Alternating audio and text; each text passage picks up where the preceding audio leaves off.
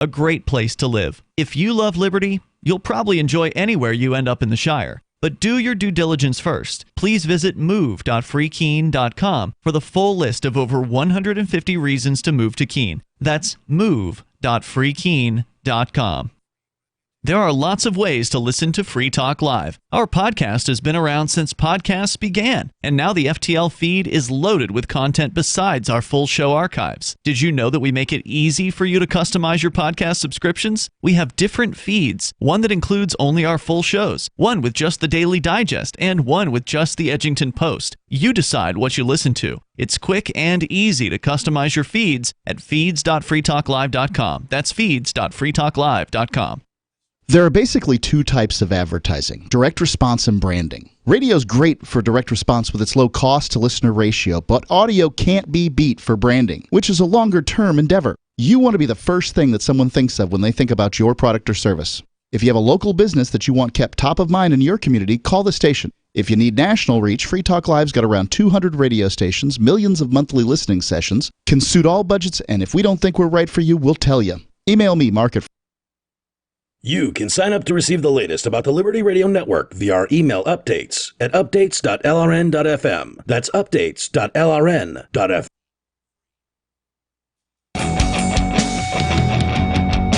Free Talk Live. Coming to you live, and we are live. As you could tell if you've been listening to that first segment, man, the universal power supply, what UPS, uninterrupted power supply, I don't know what the heck it is. It basically crapped out just before the show started, and all the power. I think it's only like a month old too. It's like a brand new one because it started beeping, a few months ago, and Ian bought a new one. The wonders of modern conveniences, Yep. Anyway, it's Mark with you.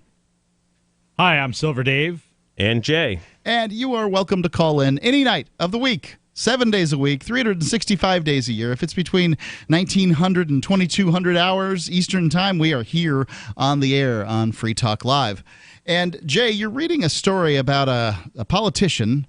All I'm remembering about his name is Brad Sherman. That's correct. He's a Democrat from L.A. A Democrat from Los Angeles, yes, California? Yeah, Los Angeles, yep. And he's got a little bee in his bonnet about cryptocurrencies and Bitcoin especially. Right. So obviously the lobbyists that influence him, because that's the only way congressmen work as far as Before we go concerned. on, I'd like to bring this segment to you by Bitcoin.com. Bitcoin.com is the website where you can go find out about this this divisive and state-destroying technology known as cryptocurrency. I'm of the opinion that Bitcoin Cash is a bit more destructive than Bitcoin, the old Bitcoin is. And I think Bitcoin.com feels the same way.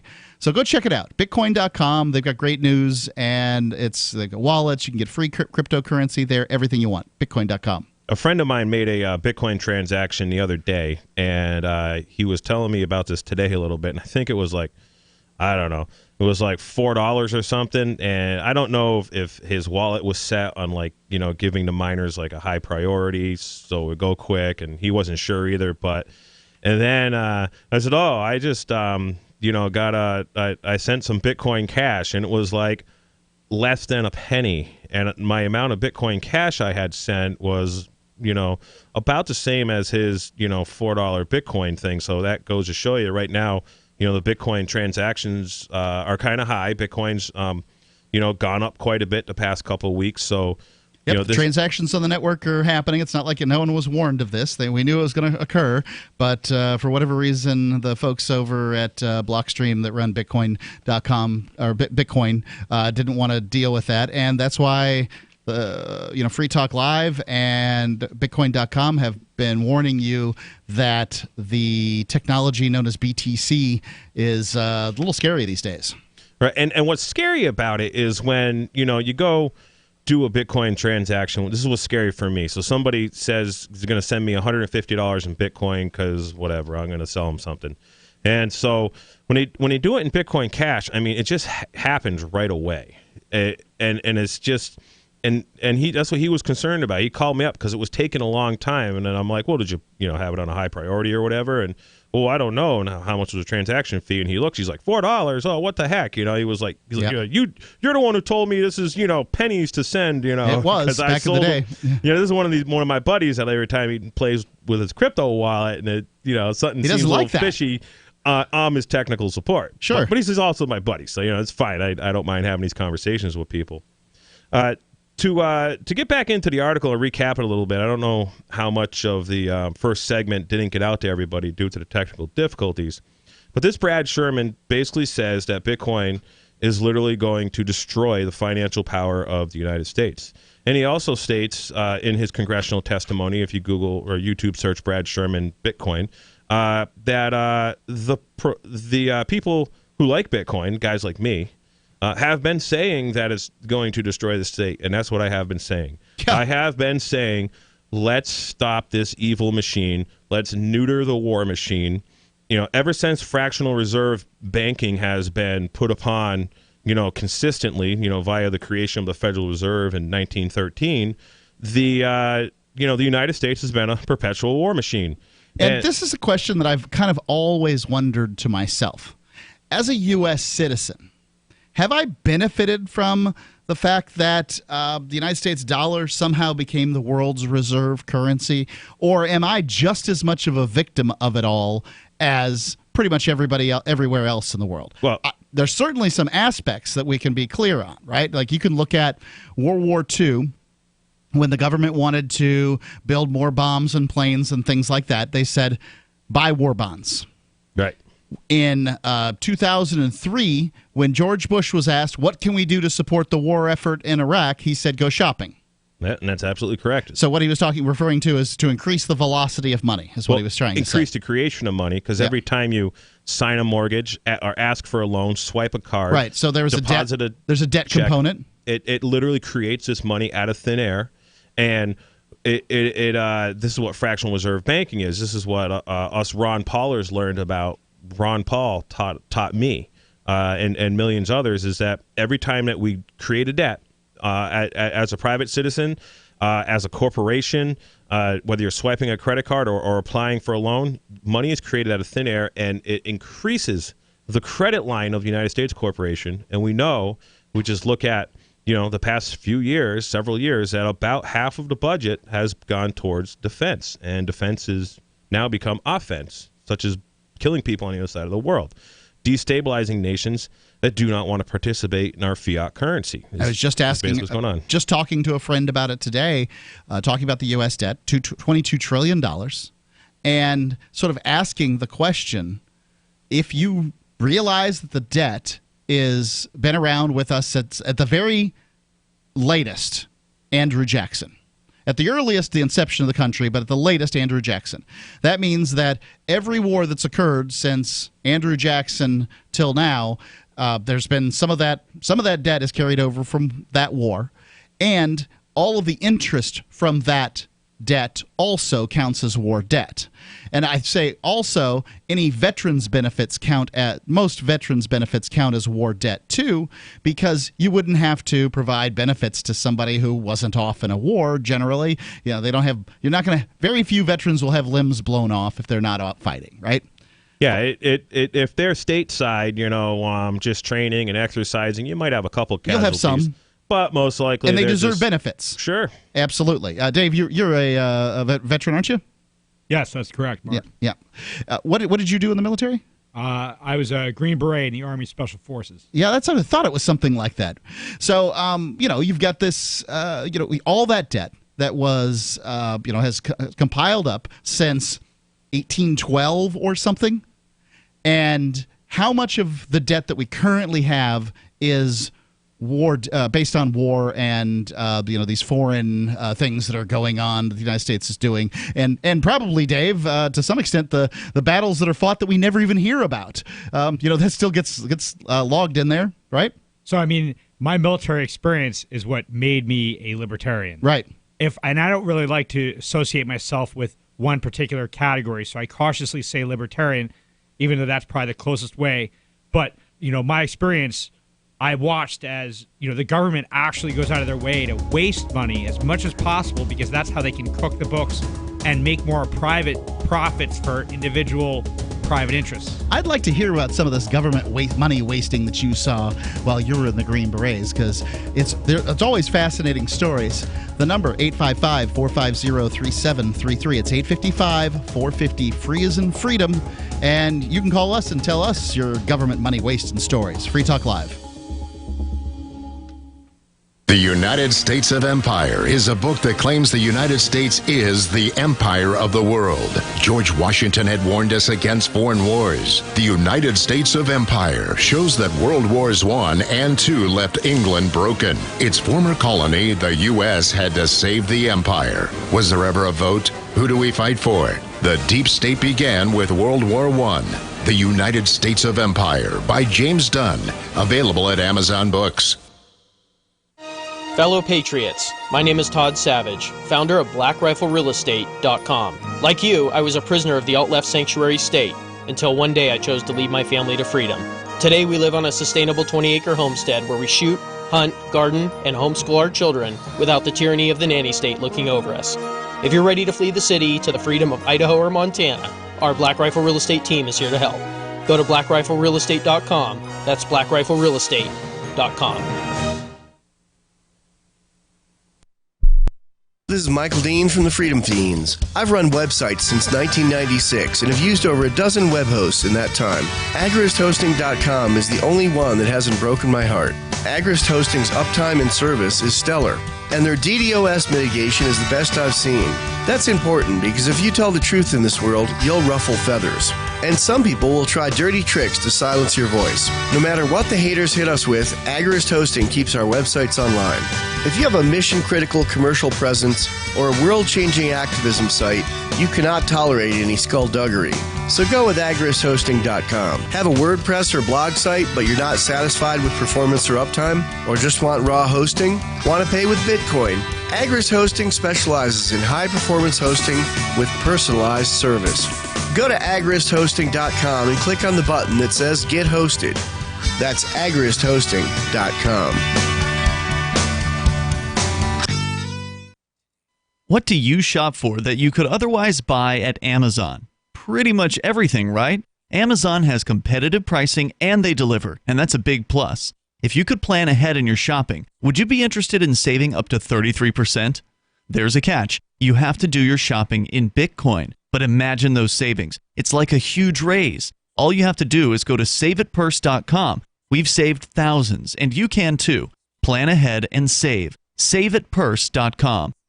LRN.FM now has a Discord. Discord is a free text and voice chat platform, and we now have our own server with a bunch of channels at discord.lrn.fm. You can join other listeners as they chat about various things during our live shows, or anytime, day or night. Discord software is available cross-platform, so you can have it on whatever device you want and take your chats anywhere. Join our Discord at discord.lrn.fm. That's discord.lrn.fm.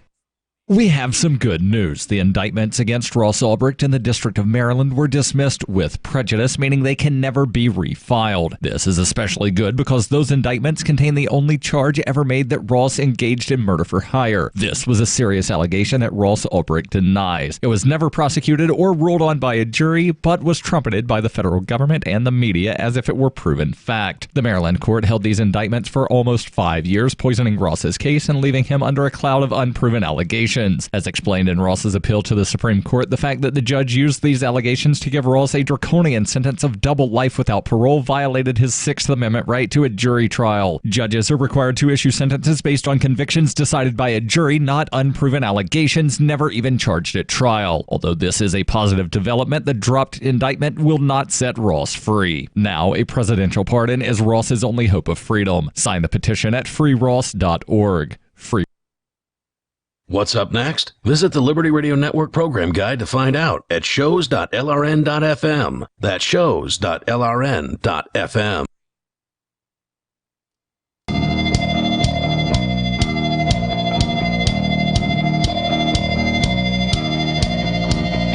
Free Talk Live. You can call Call in, talk about whatever's on your mind tonight. The number is 855-450-3733. I think you can use the Discord lines at discord.freetalklive.com. But I'm not entirely sure. So you go to discord.freetalklive.com, and hopefully that will work for you. It's Mark with you.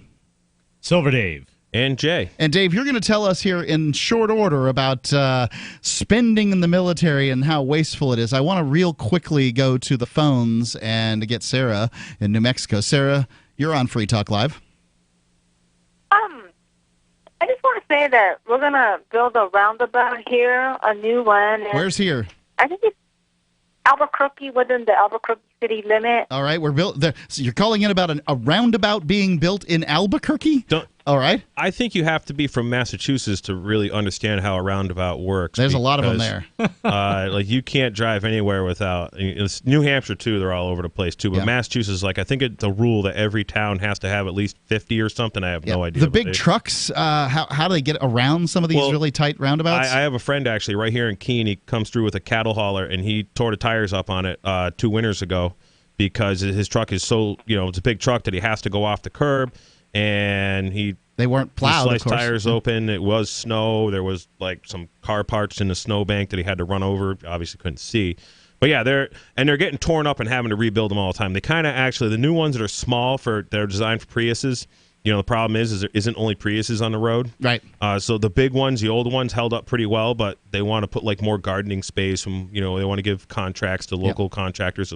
Statue of a local politician. Right, put wood chips down and do a bunch of maintenance. Sarah?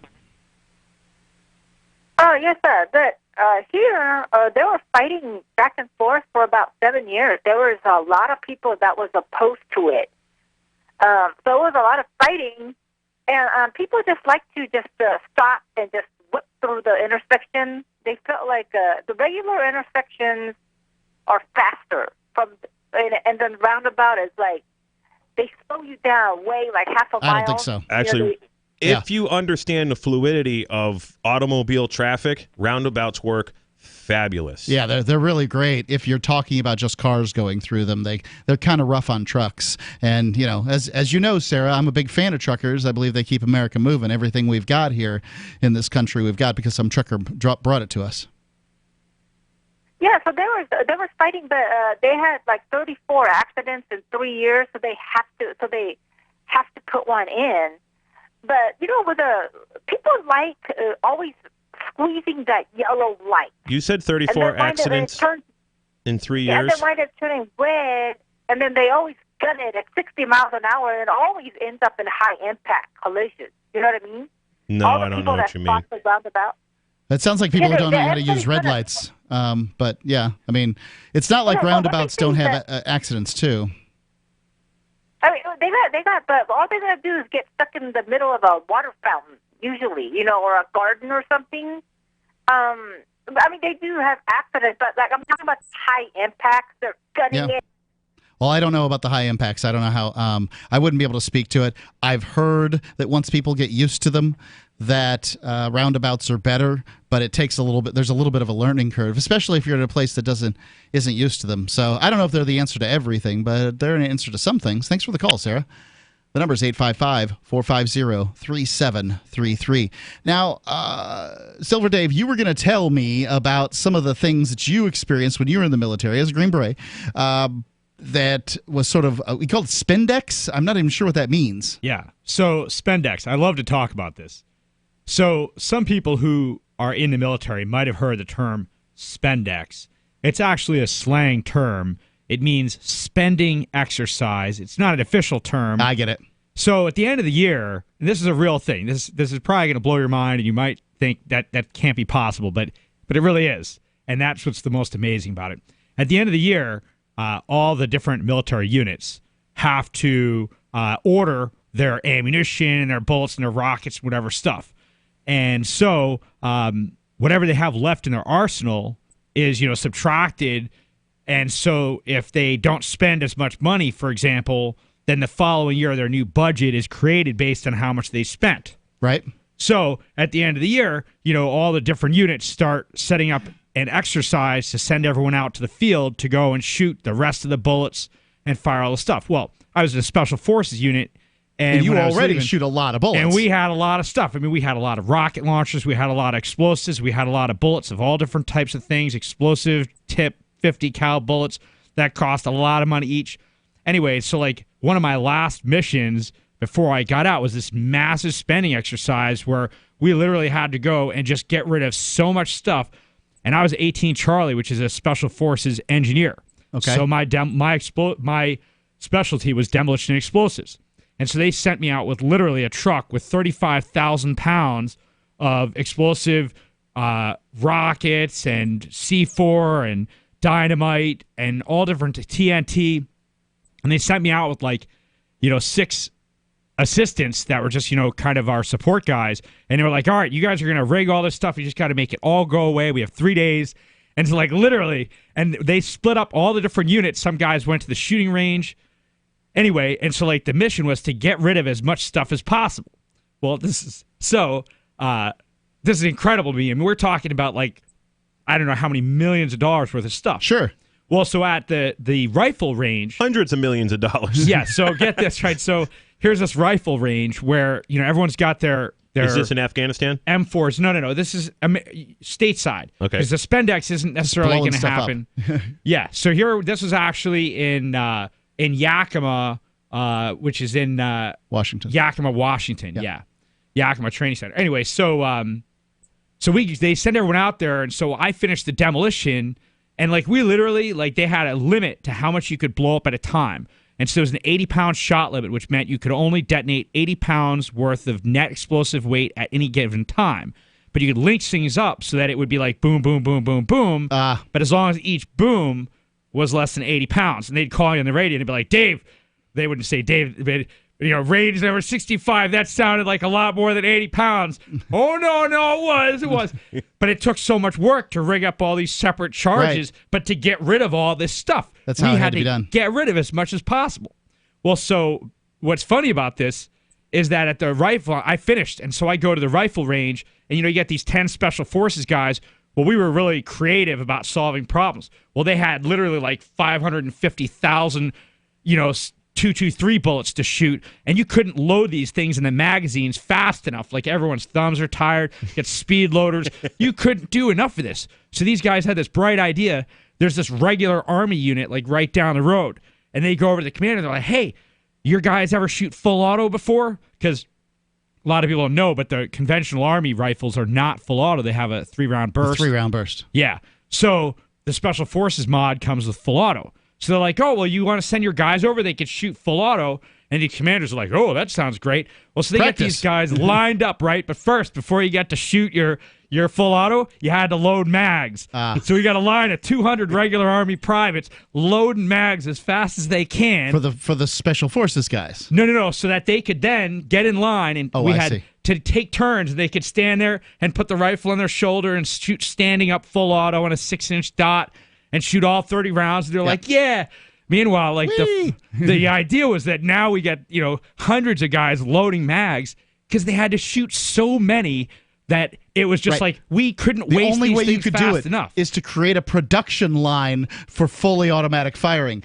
Now to think about this is just some infantry guys, and all they can do is make a few inexpensive things, relatively speaking, from a military standpoint, go kaboom. But then you start talking about the Navy guys and them firing off all the rounds out of those giant cannons.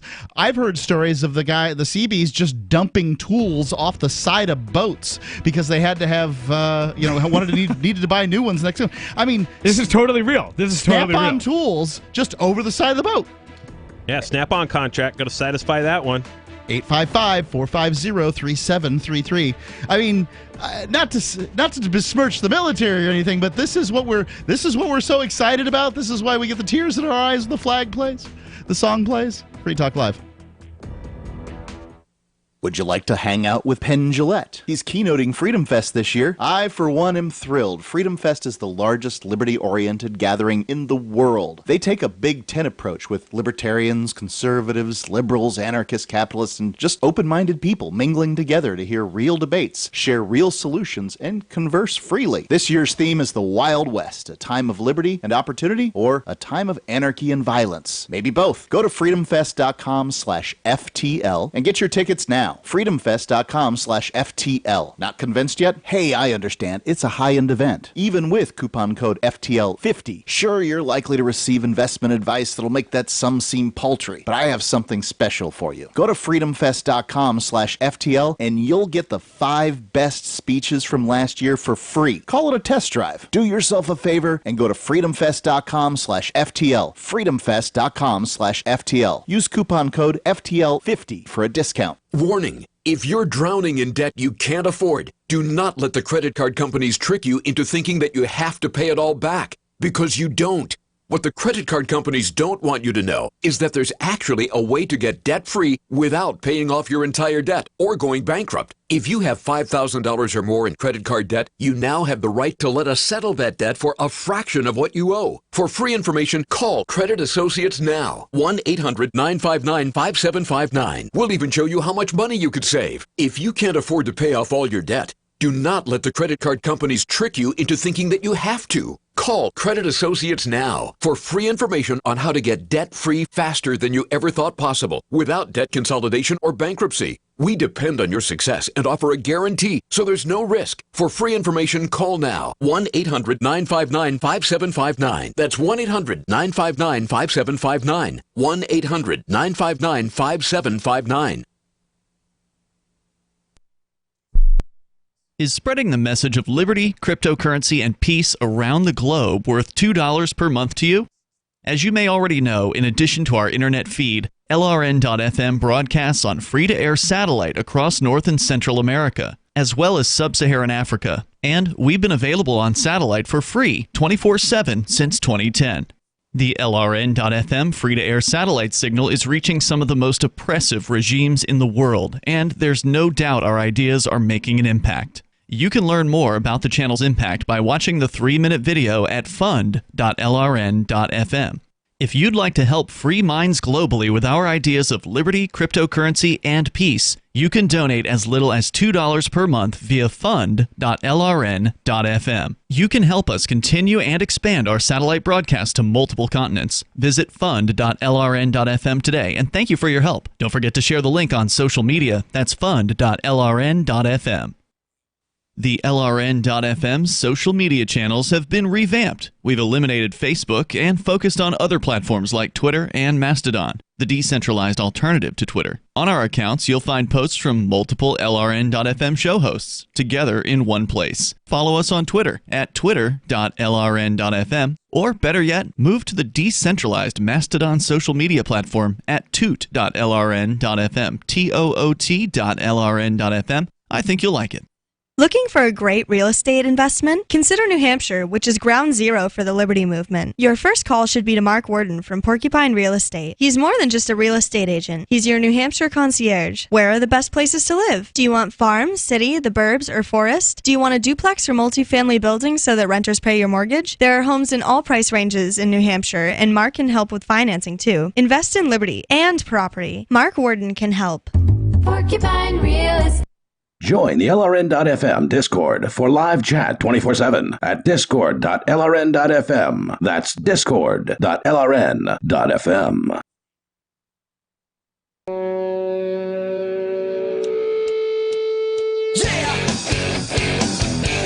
Free Talk Live. Call in, talk about whatever's on your mind. Come on, it's Mark with you. And Dave. And Jay.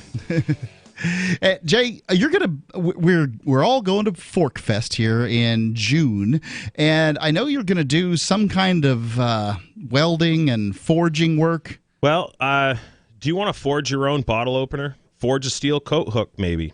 Weld up some functional horseshoe art. Want your kids to do some forge work and make something that'll last them a lifetime? I have one really good, 6-7-year-old kids project. Yeah. It's simple, it's easy. Is this the hanger for plants? Actually, it's a little simpler than what Jack made. My son went to man camp at Jay's house, and his mother is really excited about what he made for her. Oh yeah. He made a hanging. Made a hanging plant holder. Yep. And that was out of a 7/16 square stock, which is a little thick. I got another one. It's a simple hook. I've been having 6 and 7 year olds make them. They can almost do it without their parents' help. And there's some 6-year-olds are like really with it, and some aren't. Just they just what I've noticed. It's that time. About 8 or 9 different kids have made these simple hooks. But anyways, you can do this. Your kid can do this. We're gonna have all kinds of projects at Fork Fest. Join liberty-minded, voluntarists, anarchists, and libertarians this summer from June 13th until June 18th for Fork Fest 2019 at Rogers Campground in the beautiful White Mountains of New Hampshire. Fork Fest happens right before the Porcupine Freedom Festival, and Fork Fest is decentralized, which means no one's in charge. That also means there's no ticket costs. Just reserve your camping or RV site or motel room with Rogers Campground for June 13th through 18th. You can simply relax and go camping with other liberty lovers, or you can create whatever experience or event you'd like others to have. Like Jay is. And Silver David, he can tell you a little bit about his in a minute here. If you're planning on an event for Fork Fest, be sure to let others know in advance. You can connect with other Fork Festers via the unofficial Telegram chat or the Fork Fest forum. Links to those are on the unofficial website at forkfest.party. Dave, what are you doing? That's a great question, and I'm glad you asked. So I'm going to be teaching a class. I call it Escape from Capture. Okay. And it's a really unique class. We're going to talk about, basically, I teach some basic escape strategy. We're also going to teach you how to pick your handcuffs while you're wearing them. Oh, my. And so you'll get to leave with a pair of handcuffs that you'll be able to keep so you can practice at home and stay fast and sharp. And basically, the concept of this class is we can make a much harder target out of you, but that can be our little secret. And so essentially we teach how to make some improvised weapons, how to defend yourself without a weapon, some escape strategy, and like I said, pick handcuffs. Should be really great. You never know when somebody's going to, kidnappings happen, right? Especially state-sponsored. If the state don't like it. And your thing you're doing is called practical application of force, correct? Yeah, so Escape from Capture is actually an offshoot from my martial arts program, which I call Practical Application of Force. And you can check out practicalapplicationofforce.com, where basically I offer an array of different gunfighter training as well as martial arts, escape from capture, as we just talked about, ladies' defense night, and some other exciting workshops. Ultimately, practical application of force is the only true martial art that I know, as it truly is art of war, art of Mars, not necessarily sport fighting. Right. So start at Forkfest Party, and what was your site? So I'm at site number 29. No, the website. Oh, practicalapplicationofforce.com. Let's go to Tom calling in from New Hampshire. Tom, you're on Free Talk Live. The Board of Aldermen of the city of Nashua, New Hampshire, was considering a measure that would have raised the minimum age for buying cigarettes and e-cigarettes and the like from 18 to 21. My son and I spoke against it at a Board of Aldermen meeting, and it was referred back to the committee with amendments. I spoke against it at the committee meeting, and then when it went to a Board of Aldermen vote yesterday, it was defeated by one vote, one alderman more. So it was 6 in favor, 7 against. Yeah. So, if my comments were influential on any one of those 7 that voted against it, then, it made a difference. I don't know. There's no way to really know. No way to know for sure. Different people make, but like I say, I raised the issue that, it's very easy for politicians, first of all, because of the custom of being respectful when addressing politicians, they can be unaware. They can indulge in being unaware of the hostility that they incite by inflicting nanny-state restrictions on persons who don't consent to them. And also, these people, they're old enough to go into the service, but they're also old enough not to. And I raised that, like, why should they sign up to protect your life and your property when you wouldn't even vote to protect their right to liberty? And what if a natural disaster strikes Nashua, like happened in New Orleans after Hurricane Katrina? People were suffering and dying, waiting for the National Guard to rescue them. What if some of you should happen to find yourselves suffering and perishing for want of National Guardsmen as a consequence of the hostility that you maliciously incite by committing this hate crime? It would serve you right. Well, that was the approach that I used. They often don't think about what would serve them right or anything like that. I mean, for me, when I think about, not that I'm looking for anybody to go out and start smoking tobacco. I mean, it seems like a bad choice that one could make. However, if you're going to tell somebody that they can, they can serve in the military. Thank you for the call, Tom. Appreciate it. If you're going to tell somebody that they can serve in the military and can die for the United States government, then, wow, it seems like they should be able to smoke a cigarette in that amount of time. My problem with all of this is how many aldermen are there? He said that there was a vote of 7, so there's a 13 aldermen. He said 7 to 6. I guess. I don't know. Maybe there's 7 aldermen or one of the 7. But anyways, there's a handful of these people that are essentially going to rule the inhabitants of they decide. Any given jurisdiction. How many people are in Nashua? I don't know, 60,000 or something, or 80,000. I don't know the numbers, but there's a lot, there. And it would be anybody, I guess, if you would they ban the sale of cigarettes or the use of cigarettes? Yeah, that's the idea. The sale and use of cigarettes by anybody under the age of 21. And that would make kids smoke even more. It might. I think they know that. I think that's why they teach. See, that's why they teach in health class. They teach you not to do drugs because they know rebellious teenagers will then do drugs. And since they own the drug market, for anyone who's been in Afghanistan, it's covered in drugs and soldiers. What a weird coincidence. They couldn't hide the drugs from all the soldiers in Afghanistan? No, that'd be pretty hard because the whole country's covered in both. Did they have these? You were just talking in the last segment about these spending exercises where basically every division of the military just goes out and tries to use up armaments and just waste as much money as they can right before the end of the fiscal year. Did they have those spending exercises in Afghanistan? Well, so the Spendex would usually be a stateside thing. Yeah, it makes sense because you don't want to. I mean, it costs a lot more. A bullet that's in Afghanistan costs a lot more than a bullet that's in Ohio. Right. So the Spendex is a stateside thing, but they do cycle through stuff in different combat zones too, or different theaters. But the thing I wanted to mention about this Spendex, I want to point out, this is really important here. So, you got guys out there just literally shooting as many bullets as possible. You got to realize there's no training going on out of that. So you have all these bullets, right? And you could I was kind of curious about that. Yeah. That doesn't qualify as any kind of training? Why not? Yeah, like you could be practicing where you're going to use these bullets to practice your marksmanship, you practice your skills, and you would shoot very few bullets. In this case, the goal, there's no training being achieved. It's literally they've got to shoot all the bullets and waste them because otherwise they won't get as much of a budget the next year because they'll say, look, you got all those bullets left over. And so all the commanders, they literally, everyone's instructed to do it. They cycle everything through. And so this is, can you imagine, I was in a unit, and at the unit I was in, that Spendex, I can't imagine maybe $30, $40 million worth of stuff that we use, rocket launchers, every kind of thing. Now imagine every single unit in the entire Army is doing that every year. And start doing the math on that. Yeah, it's incredible. If you're talking about an infantry division, they can shoot, however many bullets they shoot. But when you're talking about the guys that run the tanks, the guys that run, like all kinds really of divisions, expensive bullets, right? I don't even know what the guys that do the sort of the Minutemen missile silos. What are they shooting off? I don't even have any idea. They shoot all that stuff, and they shoot them.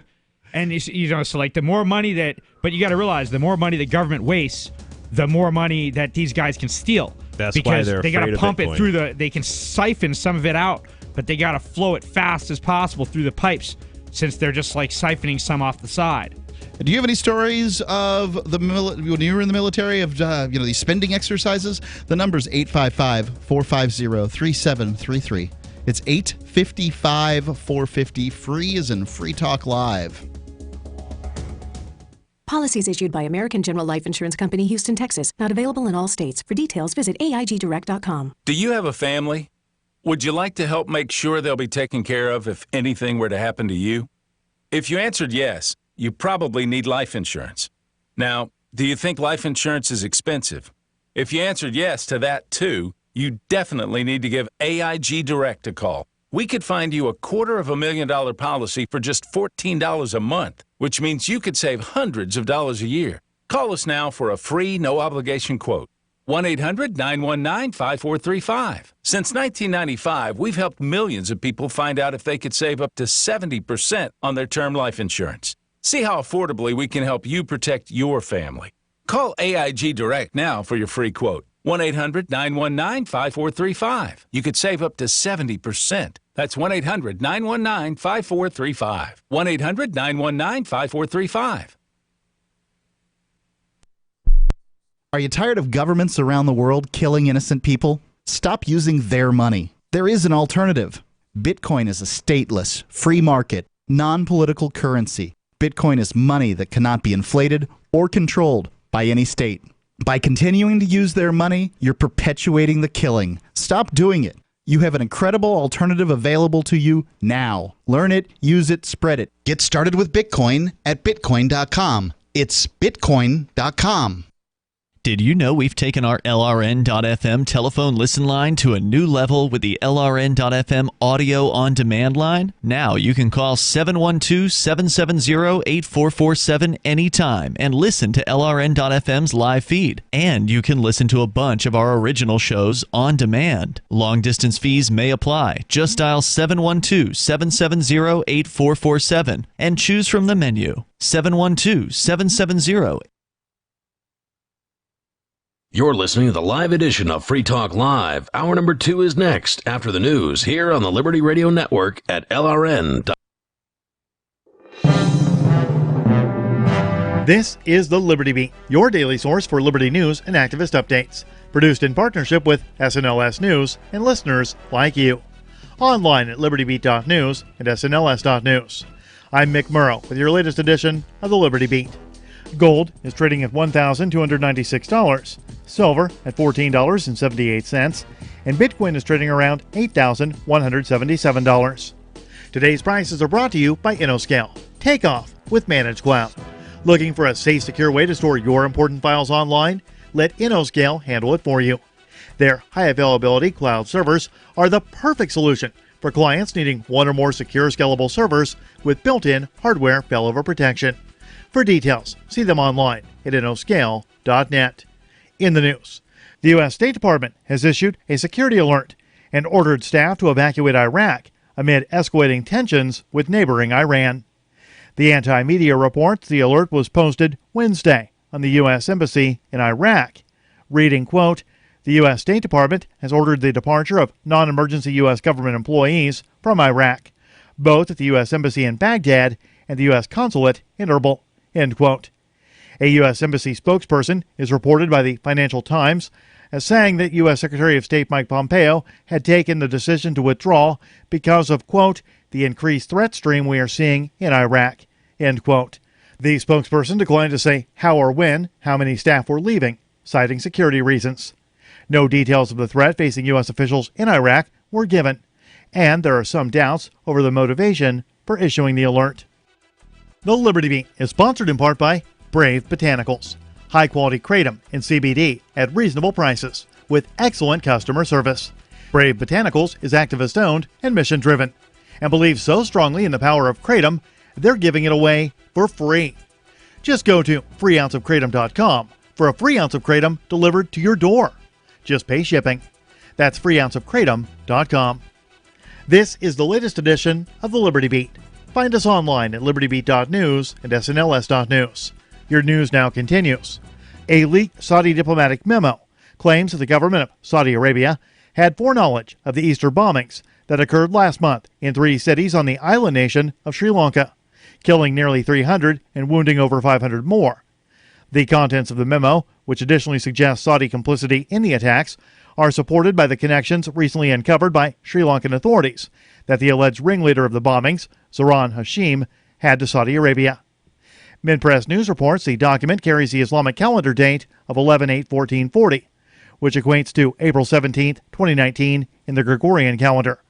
That's just a few days before the bombings. The document is addressed to the Saudi ambassador to Sri Lanka and authored by Saudi Foreign Minister Ibrahim bin Abdul Aziz Al Wasaf. It carries the labels urgent and top secret. The memo carries the seal of Saudi Arabia, conforms with the format of other leaked Saudi diplomatic memos, and carries 2 watermarks. The murder of an innocent Houston couple made national headlines earlier this year, as police took to smearing their names and threatening those who didn't believe the official narrative. The Free Thought Project reports that as the months passed, it was learned that the Houston Police Department's raid on the home of Dennis Tuttle and Regina Nicholas was based on lies, and they were murdered for no reason. Now the case has reached a turning point after the family hires a forensics expert to examine the home, finding that there is no evidence the officers encountered gunfire. According to the forensics experts hired by the family of the victims, the officers who suffered bullet wounds during the raid on the innocent couple's home were shot by their fellow cops. That's a direct challenge to the official narrative, which states the officers were forced to kill the couple after the couple opened fire on them. The independent forensic investigation was conducted over the course of 4 days by forensic expert Mike Maloney, a retired supervisory special agent with the Naval Criminal Investigative Service. Support for the Liberty Beat comes from the Conscious Resistance Network, featuring videos, news reports, and articles from a spiritual anarchist perspective. Experience the Conscious Resistance at theconsciousresistance.com. How would you like to have your business featured on the Liberty Beat? You can. Just send an email to libertybeat@snls.news for details. This is the Liberty Beat, produced in partnership with SNLS News and listeners like you. The Liberty Beat is online at libertybeat.news and snls.news. I'm Mick Murrow, reporting for the Liberty Beat, reminding you, spread liberty with a smile.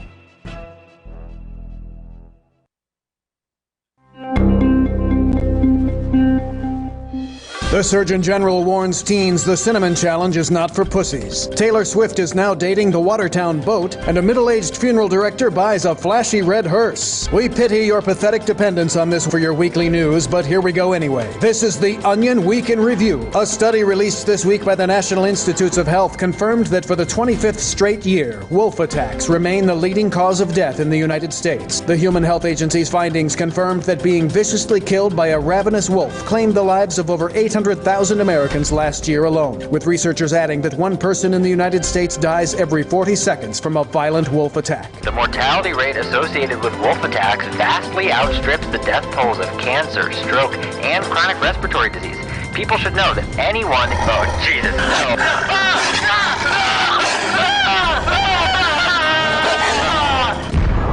This is the Onion.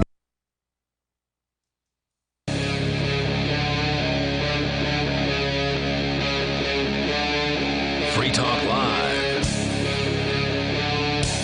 Kicking off another hour of this live edition of Free Talk Live. It is Mark with you. Silver Dave. And Jay. And you can call in, talk about whatever is on your mind on this edition of Free Talk Live. Silver Dave. Why do they call you Silver Dave? That's a great question, and I'm glad you asked. So I've been into silver for a bunch of years now. And actually, about 7 years ago, I got really into silver, especially after having spent 10 years working for the government in the Army and watching the wars and the way they throw the paper money around, as we were just talking about the spendexes. And it actually goes on. It's the list goes on for the ways in which the money is wasted. Show me the ways. Yeah. And there are so many. How long were you in the military? 10 years. 10 years. So you got to see plenty. So I got, but also in the special forces, you really see a lot more. They hide less from you. You really get a much more full experience. And that's what led me to believe that physical money, gold, silver, physical assets were the real wealth, and that paper money was pieces of paper with numbers drawn in them. I certainly don't have anything to argue about having some specie on hand, some metals or anything like that. But you recently bought some cryptocurrency too, right? That's true. That's true. And so, I mean, a few things. I still... just going back a little bit, is that over the past 7 years, I became Silver Dave partially because I was into silver, but also I founded Sons of Liberty Mint, which was essentially I've still got some of your minted coins, and if we call them that, yeah. And I'm glad. And actually, everyone in this room has probably a a few, to say the least. But, we really focused on fractional silver. Yeah. Sons of Liberty Mint did get purchased by Pyromet, and you can buy the Pyromet Silver Card and other Sons of Liberty Mint products that they, they still have, and/or some of which they still make. But so I get really into silver, and I still love silver. However, I love silver, and I think that everyone should have some silver, especially fractional. But what do you mean by fractional? What's that mean exactly? Oh, that's a great question. So fractional silver is more divisible and is usually less than 1 unit. Smaller per ounce. pieces. Right, smaller pieces. Better for barters and trades in the event that you needed to buy a bag of rice or a chicken or a box of bullets, and the price of silver may have gone up. You probably don't want to pay, $5,000 for a chicken, but you want to have change. Right. So, it's good to have that divisibility. Indeed. And you bought some crypto? But I bought some crypto, yeah, because I don't see the silver prices. I don't see them going up for a longer time. I do think that there is a lot of up potential for silver, particularly, but in the longer term, I think that Bitcoin in particular has a lot of up potential. And quite frankly, I do think the probability is that it may be the likely future currency of this country and or many other. It may become the future currency. And I think that's a probable thing. So I think it's going to go up, and it's just going to keep going up. Well, so I as an investor, and another note is that, I bought into Bitcoin as an investor, not necessarily for ethics. I know that some people, believe that it may disempower the dollar, but I think it's possible some of the people that are behind the dollar could be behind Bitcoin, and they may still benefit from it.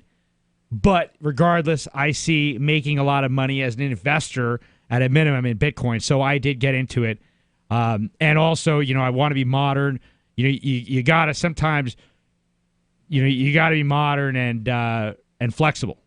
Yeah, I mean, no matter how we feel about metals, and I feel pretty positively about them, you can't stick them in the vent ports of your computer and have them come out someplace in like Korea. Right.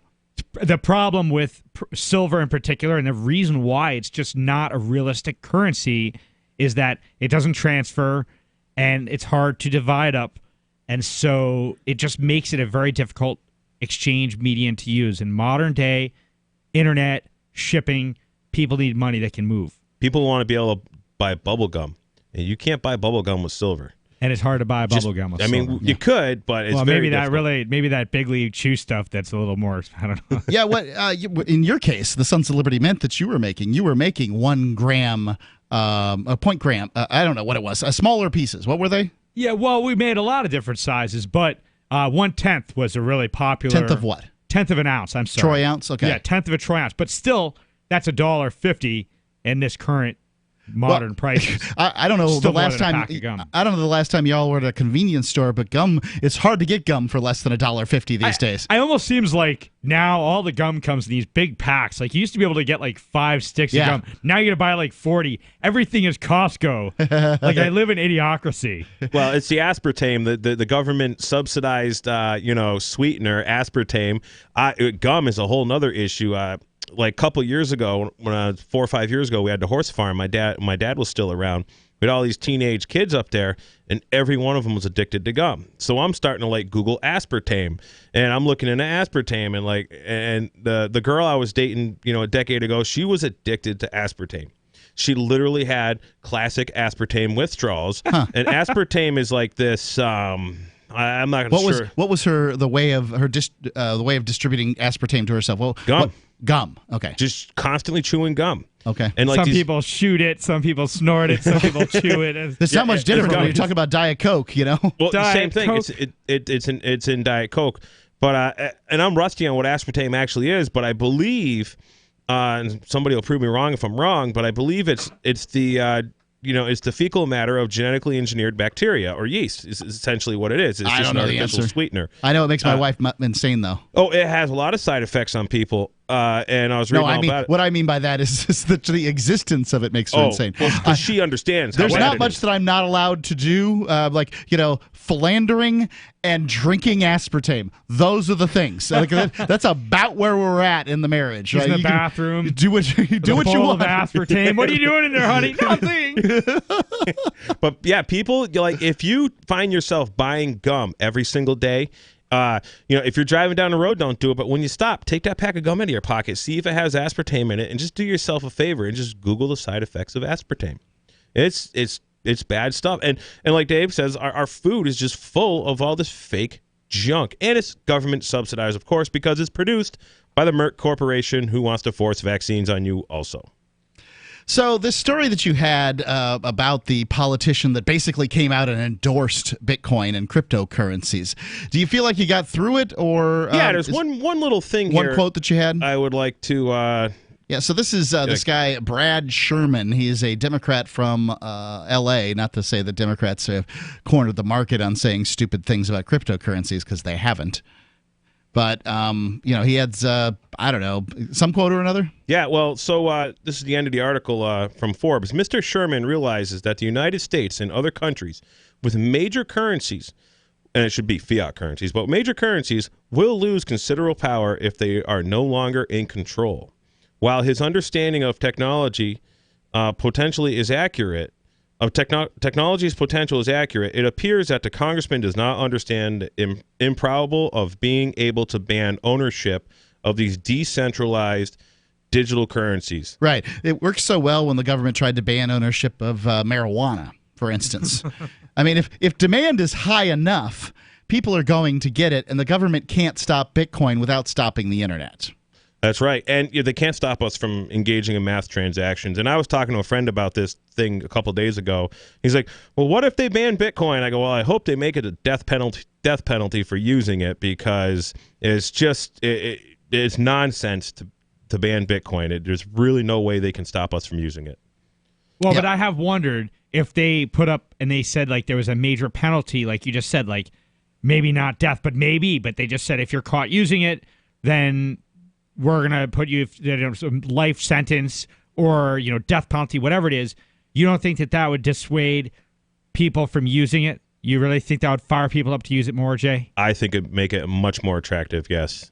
I don't know what would happen. It's been some time that at this point, I think the barn door is stuck open. I don't know if they could actually pull this off. There's a few rambling lunatics that might talk about banning Bitcoin like this guy, but you can see it's falling on deaf ears. I don't know.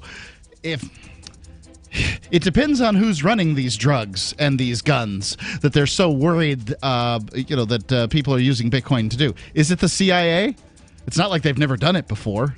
Yeah, they have the ability to do it, so I think they do. 855-450-3733. 855-450-FREE is in Free Talk Live.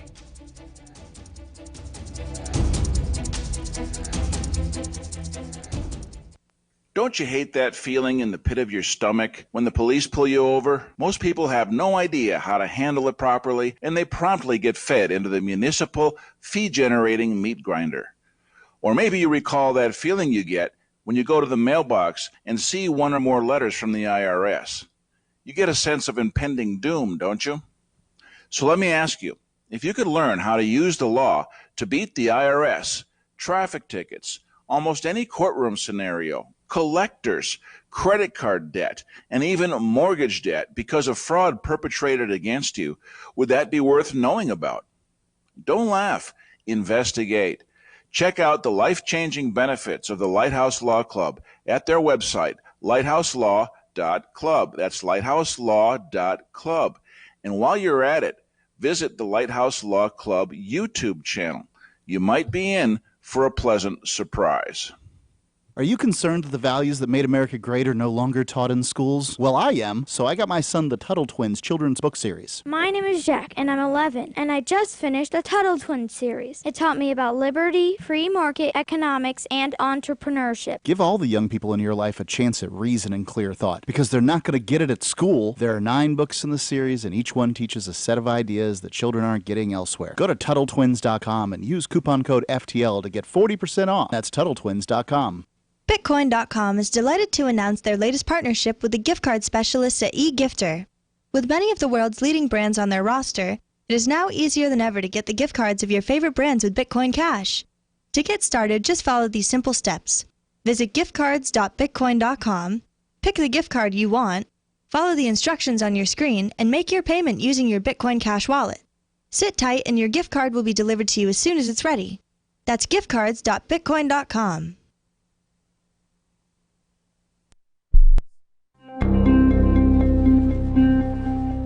Frustrated with his increased workload and a litany of interpersonal problems, CLG software project manager William Garston brought a list of grievances Thursday to his supervisor Todd Watkins, an utterly powerless office functionary with no actual ability to resolve any problems. Oh, no.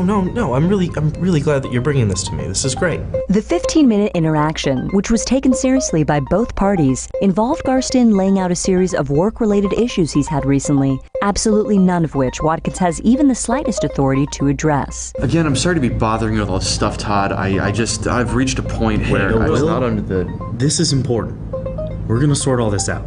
Sources added that throughout the conversation, Watkins continually nodded his head and repeatedly assured Garston that his problems would be considered a top priority, despite the fact that he lacked the necessary clout to foster any change whatsoever within the company. This is the Onion News Network. If you want to know the latest about Free Talk Live before we go on the air, all you need to decide is how you want it delivered. It's your choice. Visit news.freetalklive.com. You can get emailed announcements and participate in contests via our email updates list. Plus, we have a Twitter account that you can follow and a Facebook page where you can become a fan. So visit news.freetalklive.com to get news about Free Talk Live as soon as it's announced and the way you want it delivered at news.freetalklive.com. That's news.freetalklive.com. So you've signed the Shire Society Declaration and are planning your move to New Hampshire to be around more liberty-oriented people. Next, sign up for the Shire Society Forum at forum.shiresociety.com. There are a bunch of people there who are already in the Shire, and they want to meet you. If you're already in the Shire physically, you should also come by the forums. Remember, not everyone uses Facebook. New people are signing up for the Shire Society Forum every month, so drop in and say hello at forum.shiresociety. You're listening to the best liberty-oriented audio streamed around the clock, on the air, and online. This is the Liberty Radio Network at LRN.FM.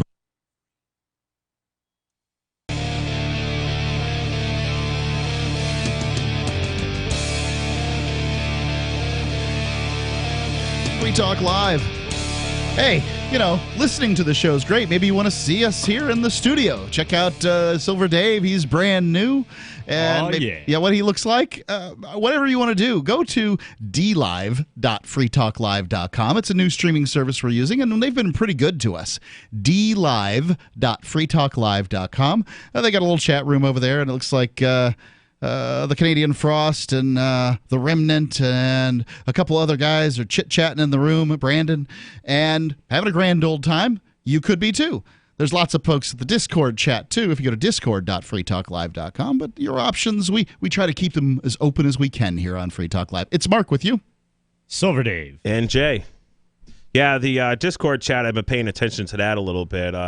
That's pretty entertaining. There's lots of people in there. Oh, yeah. They're just, and they're hilarious. The memes are popping up all the time and making comments. You never know what you're going to get in the Discord chat. The names are hilarious to these guys, too, the stuff they come up with. Yeah.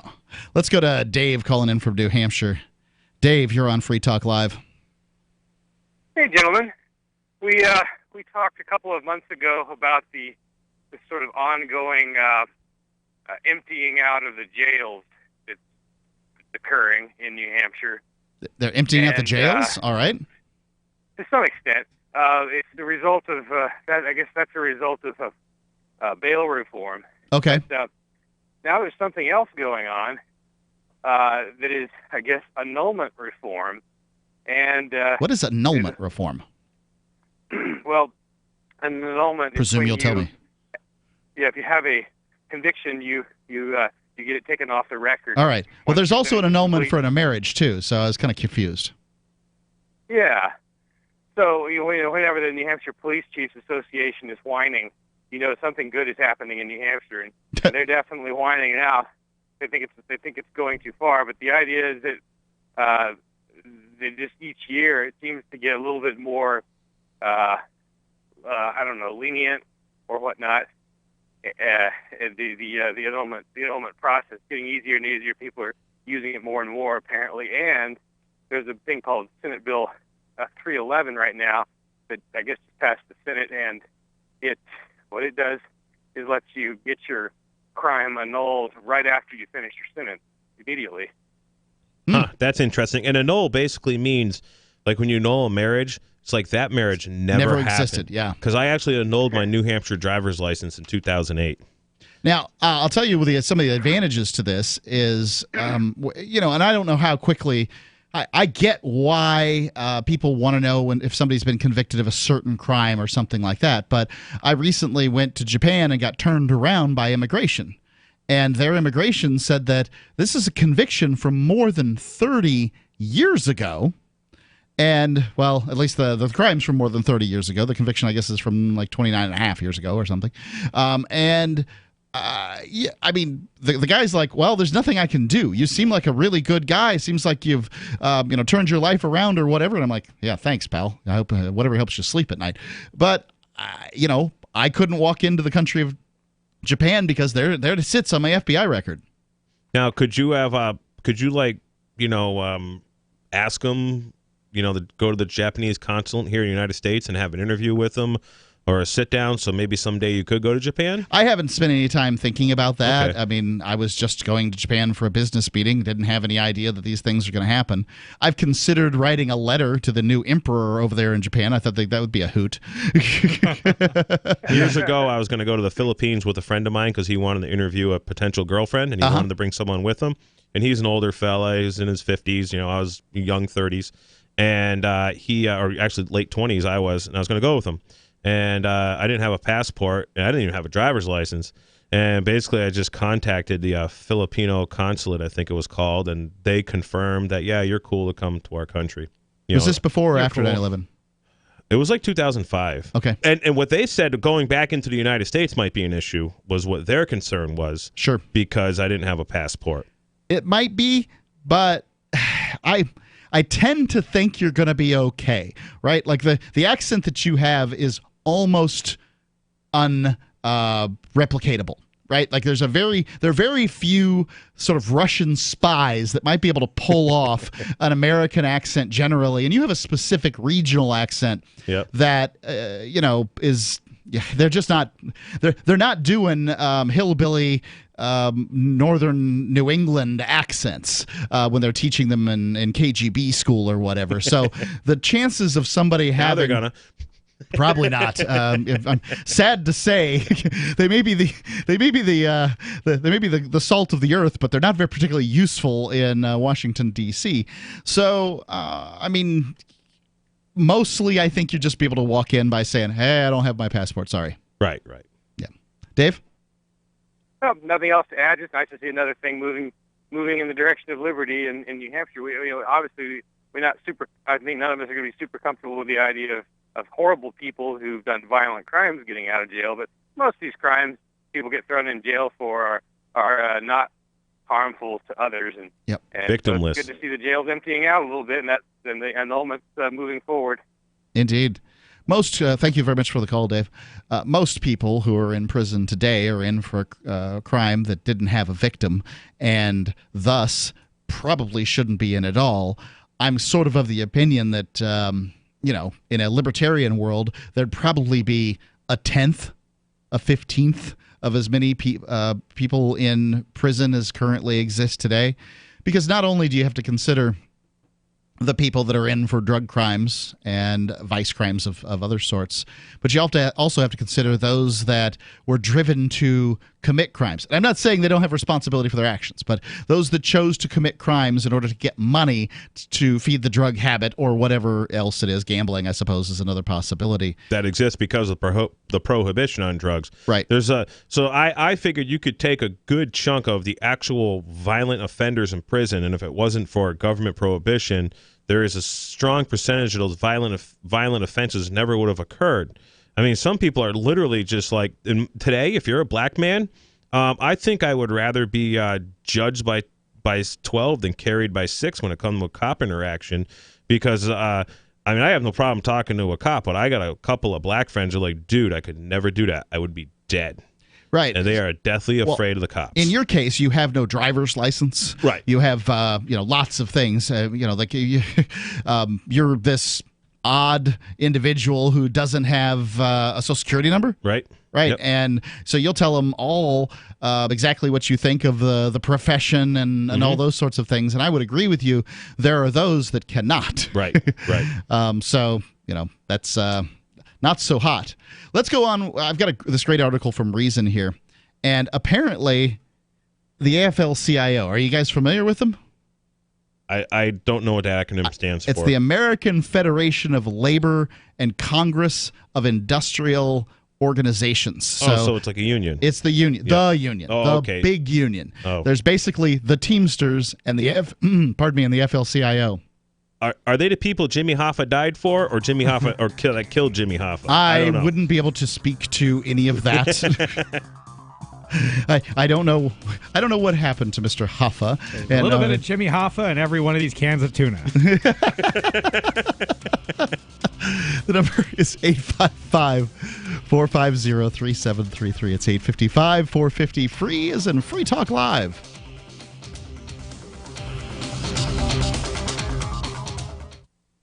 Are you afraid to go to the mailbox because of letter after letter from the IRS? Are they stacking on more and more penalties and interest? By now, you know the problem won't go away on its own. Don't let the IRS chase you to your grave with penalties and interest and liens and levies. You need real help now. I'm Dan Pilla. I wrote the book on tax debt settlement, and I help thousands of people solve tax problems they thought couldn't be solved. I can help you too. Call 800-34-NO-TAX or go to my website, danpilla.com. That's danpilla.com. danpilla.com.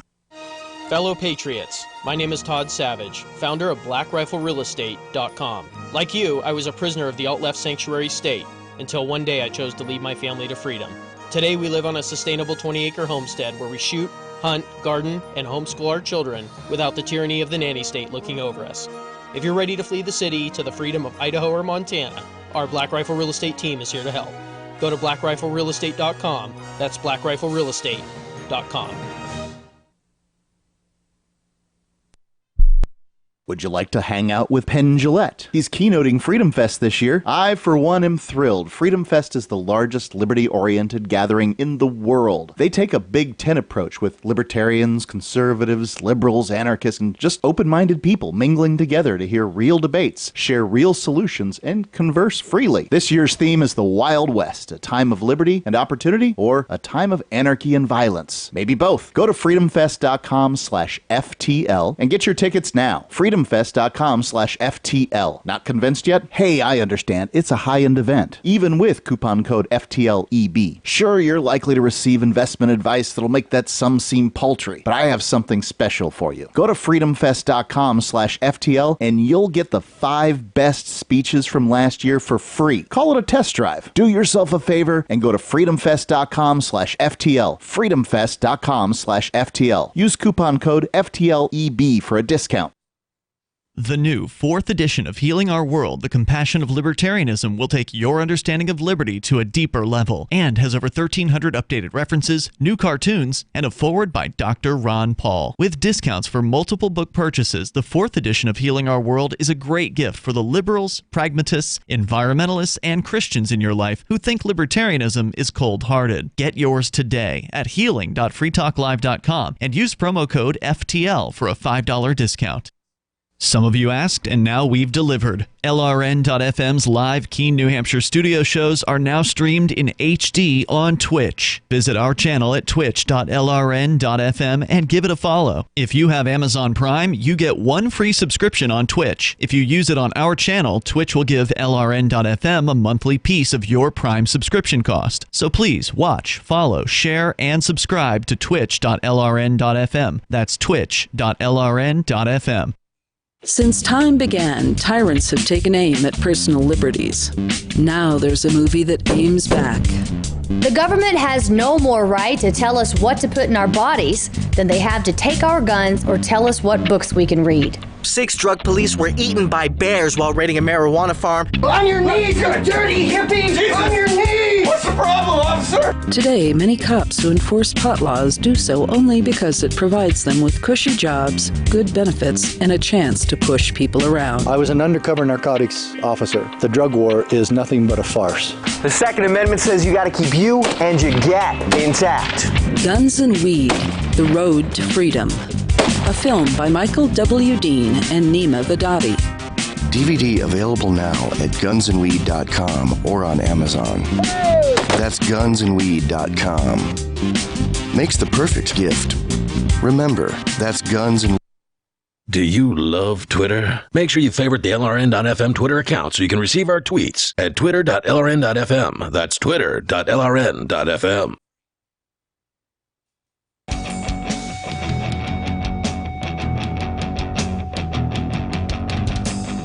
Free Talk Live. It is, well, we're live, and you can call in and talk about whatever you want. If it's between 7 p.m. and 10 p.m. Eastern Time, no matter where you are in the world, no matter what day it is, you can call in and talk about whatever's on your mind. It's Mark with you. Silver Dave. And Jay. The number's 855-450-3733. That's 855-450-FREE, as in freedom, and you can also use the Discord lines if you go to discord.freetalklive.com. From Reason.com, Christian, oh boy, Britschgi, I'm going to hope that's right. The American Federation of Labor and Congress of Industrial Organizations, that's the AFL-CIO, has taken a radical turn in its recent social media postings, winking at the idea of airline workers executing their bosses, encouraging the proletariat to literally seize the means of production. I guess that means taking the factories from their boss, whomever owns it. Yeah, that's the problem with unions, right? Yesterday, the AFL-CIO tweeted an explainer video from the self-described anti-capitalist, worker-owned streaming platform, Means TV, featuring Dan Whalen, identified as a Marxist roofer, explaining that the middle class is actually an illusion spread by owners of society to divide the working class. All workers under capitalism are subject to the same conditions of constantly producing more as little wage compensation for as little wage compensation as possible. And this is the thing that I don't know that I will ever understand. Am I a worker? When I just don't know. Yeah, I don't agree with that guy's comment there, because it sounds like he was really kind of talking more about socialism or communism, where you're going to work and you're going to get paid this no matter what. And the thing is they talk about how capitalism so bad. We really haven't experienced actual free market capitalism, 100%. And under capitalism, we've had tremendous growth and tremendous health. And under these Marxist and socialism and, communism, which I will agree that all hasn't been done right either. But even though it's been dabbled with, it's millions of people. There's not much indication it works. Right. Millions of people have died. A lot of good has come from capitalism, but we don't have capitalism here in the United States. We have crony capitalism. Right, and that's one of the difficulties of, for one, the word capitalism is that people don't understand it because they've seen whatever they've seen and they define that as capitalism, and it's probably not that either. When the Federal Reserve Bank gives a 0% interest rate or a negative interest rate or a 0.0001% interest rate to banks, to Capital One, and Capital One socks you 36% on your credit card, that's not capitalism, because the actual interest rate would be whatever the market demands it to be, whatever you and I would want to lend money to somebody else, not these artificial banks just pumping it in. Right. It's difficult to. One could even guess what a normal rate of the cost of money would be in a world where the government wasn't pumping money into the system, because the government actually uses debt to pump money into the system. Yeah, the system's been being pumped very consistently since 1913 with money. And, going back to the first article and going back to the war, that's the reason war happens. So going on with the Marxist roofers stuff here, says differences in income, type of work, or lifestyle that we use to draw distinctions between working and middle class wage earners are all fictional, he goes on to say, created by the rich and the media. Now, I'm pretty sure I'm the media.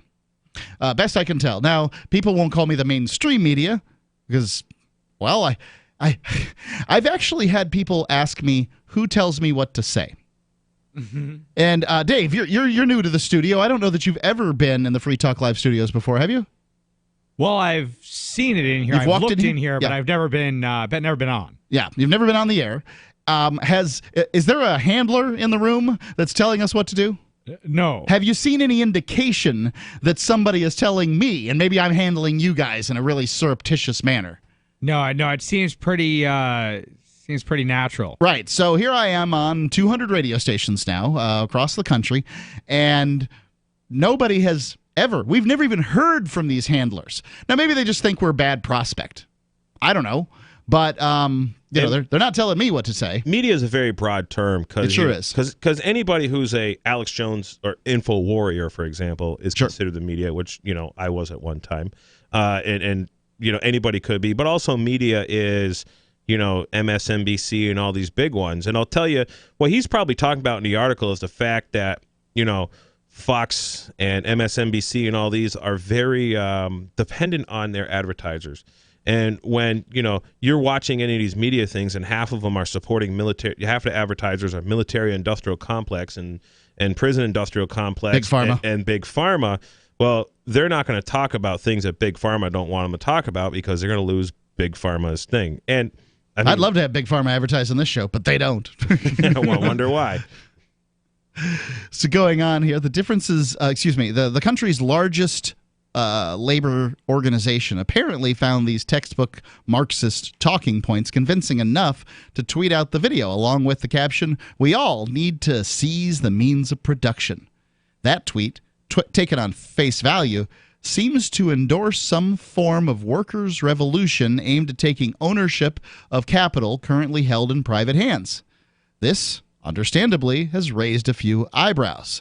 And whatever you might think about unions and the AFL-CIO, my father was the president of the local AFL-CIO, the mold makers, whatever, in Bradenton, Florida. He worked at Tropicana most of my life. You do the math. Most of my childhood, I guess. All of my childhood, he worked at Tropicana. And he would certainly have been a big proponent of the AFL-CIO, but the AFL-CIO has diminished in power over the course of the last 30 years. This organization is not what it used to be. So maybe what we're seeing here is sort of the death thrashings of this big organization. I don't know how many private sector... I would agree with you because just like the money system is becoming decentralized through cryptocurrency, everything else is becoming decentralized. People are learning that they can do better not dealing with unions. They're learning that the retirement funds, like many of these union retirement funds, are underfunded, especially cities. Mm-hmm. I just Google underfunded retirement. It just all these things show up. So, yeah, I would agree. I would say this is stuff. It's all becoming decentralized. And these big unions have got away. Years ago or whenever they were created, they had a really great thing. The intent was right. And they were, making it safe for workers and whatnot. And they were actually doing things for the workers. And I believe a lot of the workers were really involved in the decision-making when this first came about. But today it's just a couple of cronies, in wearing suits. And they're deciding, for the unions. I have a friend who's a union laborer in Western Mass. And he's trying to get out of it without losing a bunch of the benefits and stuff. Sure. And he's trying to find that a job that he can do. He's a equipment operator because the union does not bend to the will of the little guy anymore. And a lot of the guys, they know this and they're looking for alternatives. And it's my understanding that about 40% of union workers vote Republican, which is the party that the union generally does not financially support, or the presumption would be there that they don't agree with all or most of the things that the union that they've got, that they're forced to pay into, says. And you shouldn't have to pay an organization that you don't agree with. That's right. This apparently last week, week before last, the AFL-CIO posted that it cost $1,200 to build a guillotine. Now, I don't know what that means, but it sounds like they're proposing chopping the heads off of Delta officials. I could build one cheaper. Yeah, probably. This is the first time the AFL-CIO has courted, not the first time AFL-CIO has courted controversy in the past few days with some of its social media content. Last week, in response to the widely circulated picture of Delta Airlines posters suggesting its workers would have more money for video game consoles if they didn't pay union dues, the AFL tweeted a meme suggesting that deprived of a union, workers would be spending that money on a guillotine instead. So there you go. That's what's going on with the AFL-CIO. Got more on this. Free Talk Live. Would you like to hang out with Penn Jillette? He's keynoting Freedom Fest this year. I, for one, am thrilled. Freedom Fest is the largest liberty-oriented gathering in the world. They take a Big Ten approach with libertarians, conservatives, liberals, anarchists, capitalists, and just open-minded people mingling together to hear real debates, share real solutions, and converse freely. This year's theme is the Wild West, a time of liberty and opportunity, or a time of anarchy and violence. Maybe both. Go to freedomfest.com/FTL and get your tickets now. freedomfest.com/FTL. Not convinced yet? Hey, I understand. It's a high-end event. Even with coupon code FTL50. Sure, you're likely to receive investment advice that'll make that sum seem paltry, but I have something special for you. Go to freedomfest.com/FTL and you'll get the 5 best speeches from last year for free. Call it a test drive. Do yourself a favor and go to freedomfest.com/FTL. freedomfest.com/FTL. Use coupon code FTL50 for a discount. Fellow Patriots, my name is Todd Savage, founder of BlackRifleRealEstate.com. Like you, I was a prisoner of the alt-left sanctuary state until one day I chose to lead my family to freedom. Today we live on a sustainable 20-acre homestead where we shoot, hunt, garden, and homeschool our children without the tyranny of the nanny state looking over us. If you're ready to flee the city to the freedom of Idaho or Montana, our Black Rifle Real Estate team is here to help.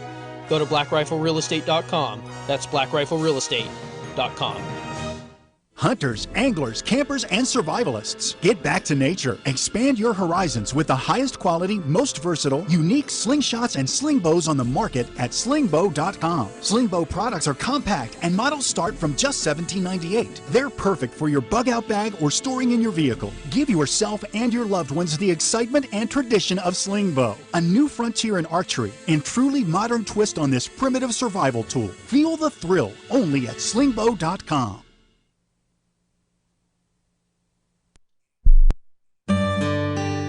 This is novelist Tom Robbins. When my mother was diagnosed with glaucoma, her conservative Virginia physician told her there was only one treatment that might ease her pain and save her eyesight. That treatment was medical marijuana, which he could not prescribe. I offered to get her some and teach her how to use it effectively, but my father objected because marijuana was against the law. So my mother, who loved to read and walk in nature, was condemned to grow cruelly, unnecessarily blind. Tragedies like this happen all the time, but they don't have to keep happening. To learn more about medical marijuana, call the Marijuana Policy Project at 1-877-JOIN-MPP or visit them on the web at mpp.org.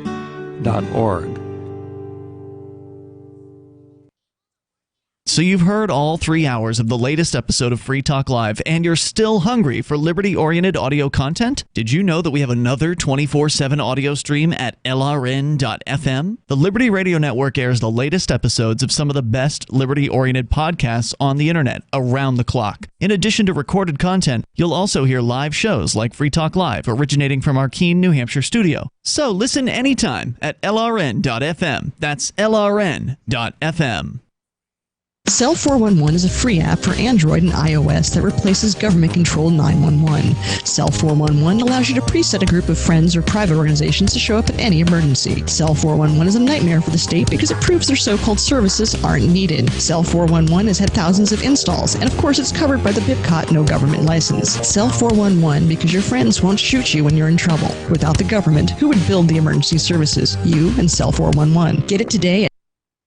You can put the Liberty Radio Network on the air in your area. Visit broadcast.lrn.fm to learn how. Broadcast.lrn.fm.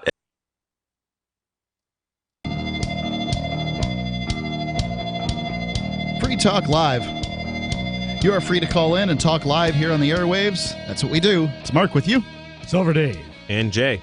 The number is 855-450-3733. I want to tell you about a series of books that my son Jack just recently got. It's called The Tuttle Twins. And The Tuttle Twins it's sort of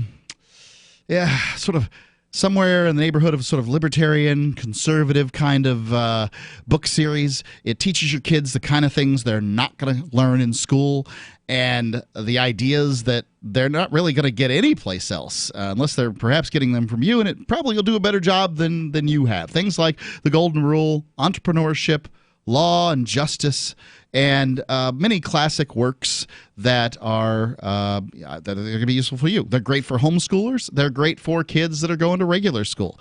I'd say the ages that we're talking about here are 5 for those that probably are being read to 11 for those who are reading on their own. You can get 40% off, 40% off, if you go to TuttleTwins.com and use coupon code FTL. It's TuttleTwins.com, coupon code FTL. My son loves it. If you get a chance to listen to any of the commercials here, you probably hear him talking about it. And actually, he has read some of these books more than once, which I think is probably the highest endorsement that you can get from an 11-year-old, is that if he takes his time to go through and read the book a second time, it's pretty good stuff. TuttleTwins.com, coupon code FTL to get 40% off of the 9-book series of the Tuttle Twins. Going on with this story from Reason.com about the AFL-CIO tweeting out admonitions to workers of America to seize the means of production. And I don't know what that is, but it doesn't sound entirely nonviolent. Right. Are they going to come seize my means of production if I don't join their union?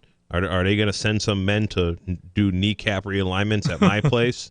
Right. I mean, now you work for yourself more or less. You're sort of but you're definitely a blue collar laborer in that you work for people. Like, I don't even understand who they're talking to when they say these things. They're clearly talking, in the one case where they're talking about rolling out a guillotine, they're talking about, say, the management of Delta. But these days, management, I mean, when you go to the Taco Bell, the manager is working right there alongside of everybody. I wonder what level of management in Delta they're talking about. I don't know. The things with just the airline industry it's just controlled by a couple of them. And I watched a documentary on this over the winter, and it's just amazing the stranglehold that basically Delta, United Airlines, and I forget who the other one has on all the airports and everything. And it's all because of government protectionism racket is what's going on. So, the problem is all the regulations government lets down, and the and the noose government has around industry, allowing only a handful of entities to control specific industries, as far as I'm concerned. Yeah, and I've worked as a salesperson most of my adult life, and I don't know what a salesperson would be considered. Are they management? Are they working class? Are they what are these people? I don't know. There's been better weeks and worse weeks as far as pay goes. Are we distinguished just by the amount of pay you make? I don't even know. They're telling me here, the AFL-CIO, they're explaining that there is no such thing as a middle class. That's just a distinction that is made by management in order to separate the workers. And I don't know what that means either.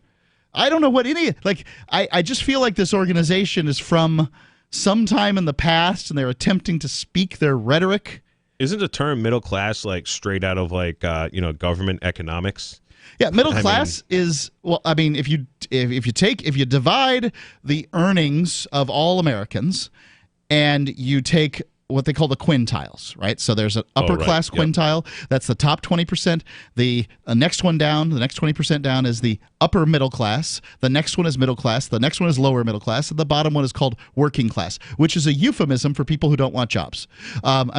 Sorry, if you're talking about incomes in America and you're distinguishing people based on, the people in the bottom 20% aren't working. I mean, there's a lot of people in America who are receiving Social Security and government checks and a variety of things. They're not workers. They're just getting a check. They may have been workers at one point, but they're not workers today. And so it's not fair to call people who are in the bottom quintile of So if the lie's on the table, it's not middle class, it's working class is the lie that's been put out there. I went on a date in Colorado, and I drive a pickup truck. You were single back then, yeah. I was single, and I drive in a pickup truck, and I show up in Boulder, and I pick this girl up on a date, and she goes, "Oh, is this what you drive every day?" I says, "Yeah." She goes, "This is like so working class." I says, "Well, I do work." And she was not stunned. impressed that I just showed up in an old pickup truck. Right. 20-year-old pickup truck. Yeah, well, your 20-year-old pickup truck runs real well, and I can see why you wouldn't spend that kind of money on it. Why spend money on a $90,000 truck? Oh, yeah, it's crazy. What does it cost to buy a new truck today? Just if you wanted to get bare bones, I'm trying to go to work kind of truck. For gasoline and diesel, what's it cost? Okay, so I was just looking at this a couple weeks ago in a magazine, and it was the work truck package. Okay. Which is the El Cheapo half-ton pickup truck. You wouldn't work it hard. Okay. Gas job, bare bones, crank windows. You're not putting a plow on this thing. There's crank windows still available? Yeah, it's got crank windows. All right. Yeah, and it was like $35,000. And I'm not really. I can't believe you can buy a truck for $35,000. But it's bare bones, regular cab. Now, the crew cab work truck diesel was like $54,000 for not a regular cab, and then like these are Dodges. So when you say regular cab, you basically mean 2 or 3 tops people in this truck. 3 people not comfortable. 3 people sit, the one person sitting in the middle, which is arguably illegal in some states. Well, I have a bench seat, so there's a seatbelt there. Now, the crew cab one, which you could put, like the plush one, it's got the leather bucket seats and a little console and a big seat in the back. That truck, they're like, it was like $73,000 with... Why does it cost so much more to just put a couple of more seats in a truck? Because people will pay it. So it's a premium truck. Just for the diesel engines to meet emissions requirement on like a Dodge pickup today. Yeah, just the emissions part is well over $10,000. Just for the diesel emissions thing. That same exact truck, if you bought it in South America, isn't going to have all those emissions crap on it, and actually going to get better fuel mileage. And like you buy in Mexico, for example, or Central America. And there's just $10,000 less off it. Also, it's cheaper there because they're built in Mexico. The Dodge pickup trucks. But they got like plush leather seats. They got like my dad would say, "Man, them new pickup trucks, those new Lariats, they got everything but hot and cold running broads." And they do. I mean, navigation, GPS, hill assist to start. A customer of mine, I get in a truck, step on put it in drive, and I was on a hill with a trailer. And I let off the brake, expecting for it to roll back just a little bit, and it didn't at all. In fact, it didn't even move forward until I was pressing on the accelerator. It was like a 2017 Ford. I thought that was pretty cool. But like just all those things, I mean, and just the fact that for every truck that like Ford and GM and these guys build, it's their high end thing. But every car and truck they build, like just thousands just going towards pensions. Of all these retired employees that are collecting pensions, and there's thousands. I think the pension burden on like a Chevy Suburban or something was like $8,000 per Chevy, and then a tax burden was like, and a loaded Chevy Suburban. These things are like $80,000 or something stupid. Yeah, well, it's hard to feel bad for somebody who goes out and gets a loaded Suburban because, A, it's mostly the government that's buying them, and B, they clearly have the money if they're running out and buying a Suburban. So, it's just an example of if you look at Craigslist right now, actually it cost you $5 as of recently to put a car on Craigslist. Really? Yeah, it just started. All the guys complaining about it. I'm always looking for free firewood and Craigslist and stuff and marketplace, internet marketplaces, but there's so many like dirt cheap cars right now all over the place on these marketplaces and Craigslist and stuff. There's less on Craigslist right now because it costs $5 to put them on. So the used car market is totally flooded, and yet it's like 70 to 80 grand for these loaded, everything pickup trucks.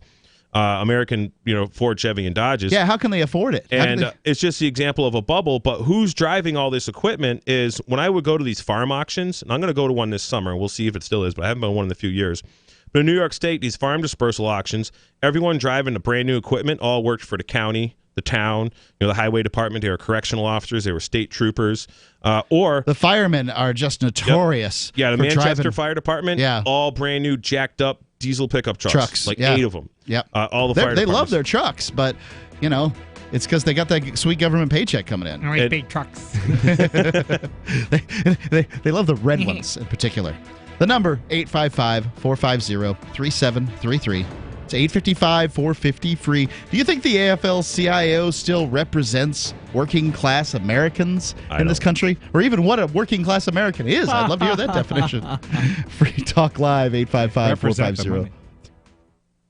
Many people believe they don't control their own destiny because they haven't chosen to take the first step towards the life they've always dreamed of. Let them continue just getting by while you make the choice to do something about your future. Imagine working from home, earning the income you deserve. Start small or dream big. Work part-time or full-time. You choose the pace. Just visit startlivingyoung.com. That's startlivingyoung.com.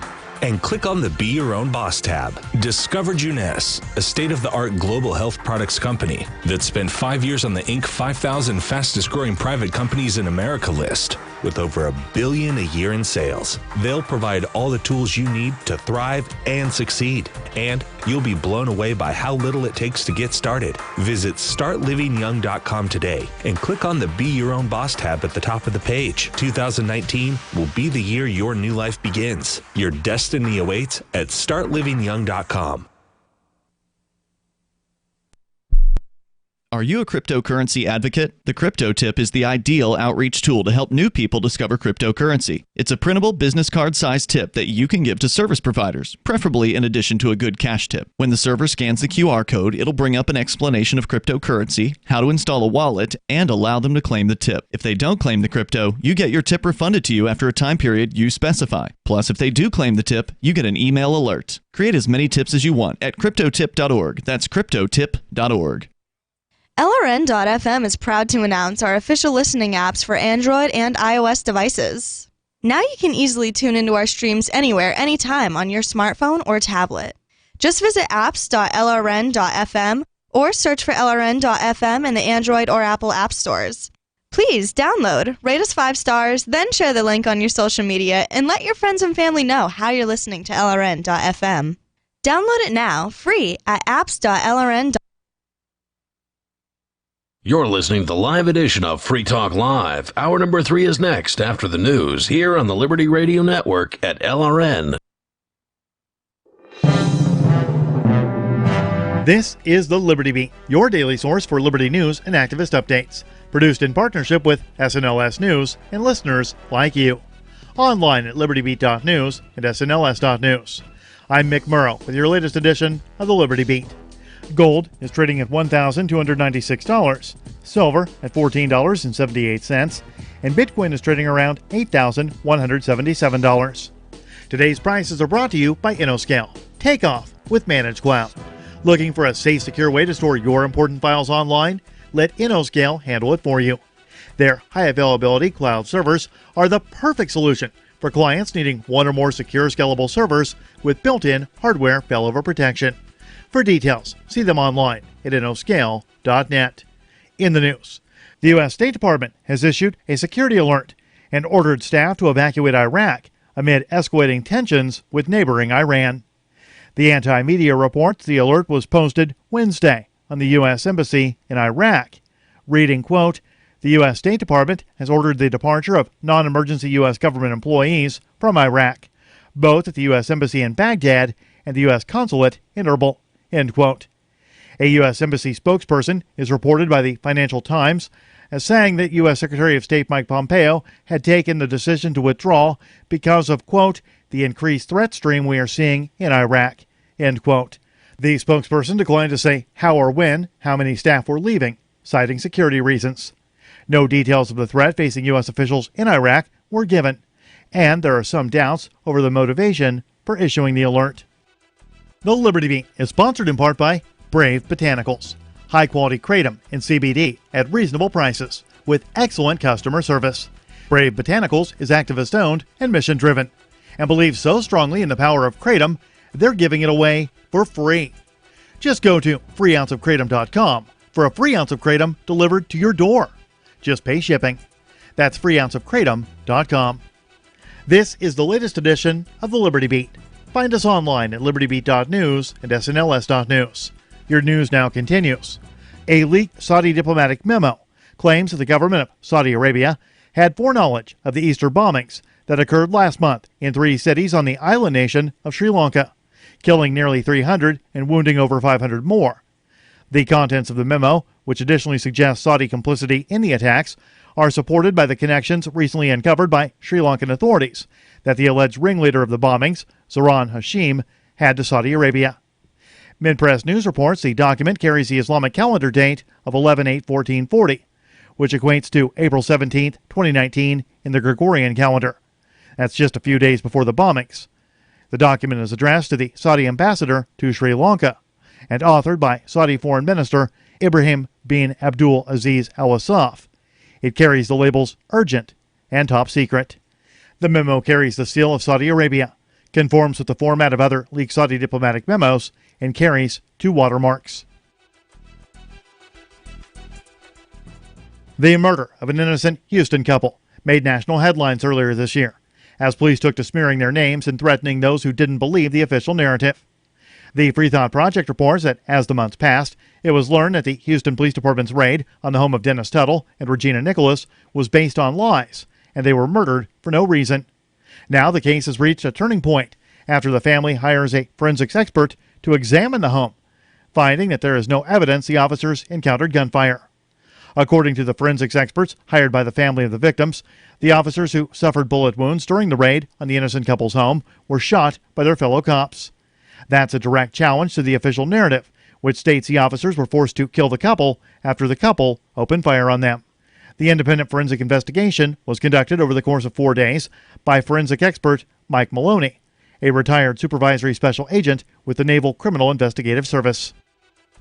Support for the Liberty Beat comes from the Conscious Resistance Network, featuring videos, news reports, and articles from a spiritual anarchist perspective. Experience the Conscious Resistance at theconsciousresistance.com. How would you like to have your business featured on the Liberty Beat? You can. Just send an email to libertybeat@snls.news for details. This is the Liberty Beat, produced in partnership with SNLS News and listeners like you.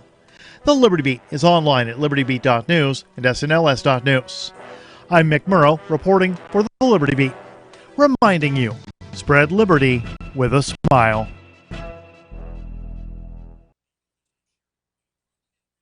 And if you thought things couldn't get more infantile and aesthetically insulting than Fergie, Kesha, or Katy Perry, then you obviously haven't met 22-year-old Karonica, the latest and most horrid, talent-bereft pop monstrosity the music industry has ever sadistically forced down the American public's collective throat.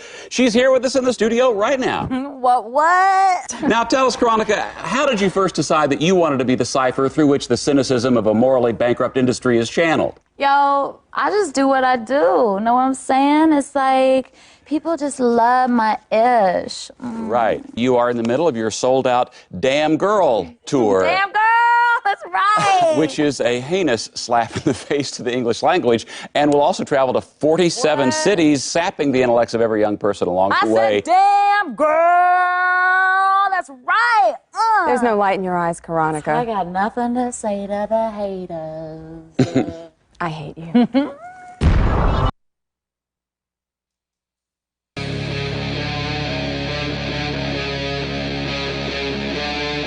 Free Talk Live.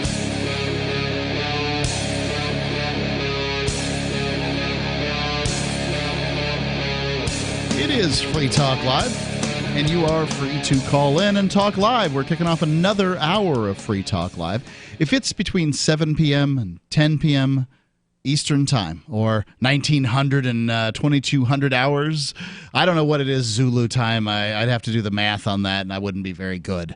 But nonetheless, you can call in here on Free Talk Live and talk about whatever you want. It's Mark with you. Silver Dave. And Jay.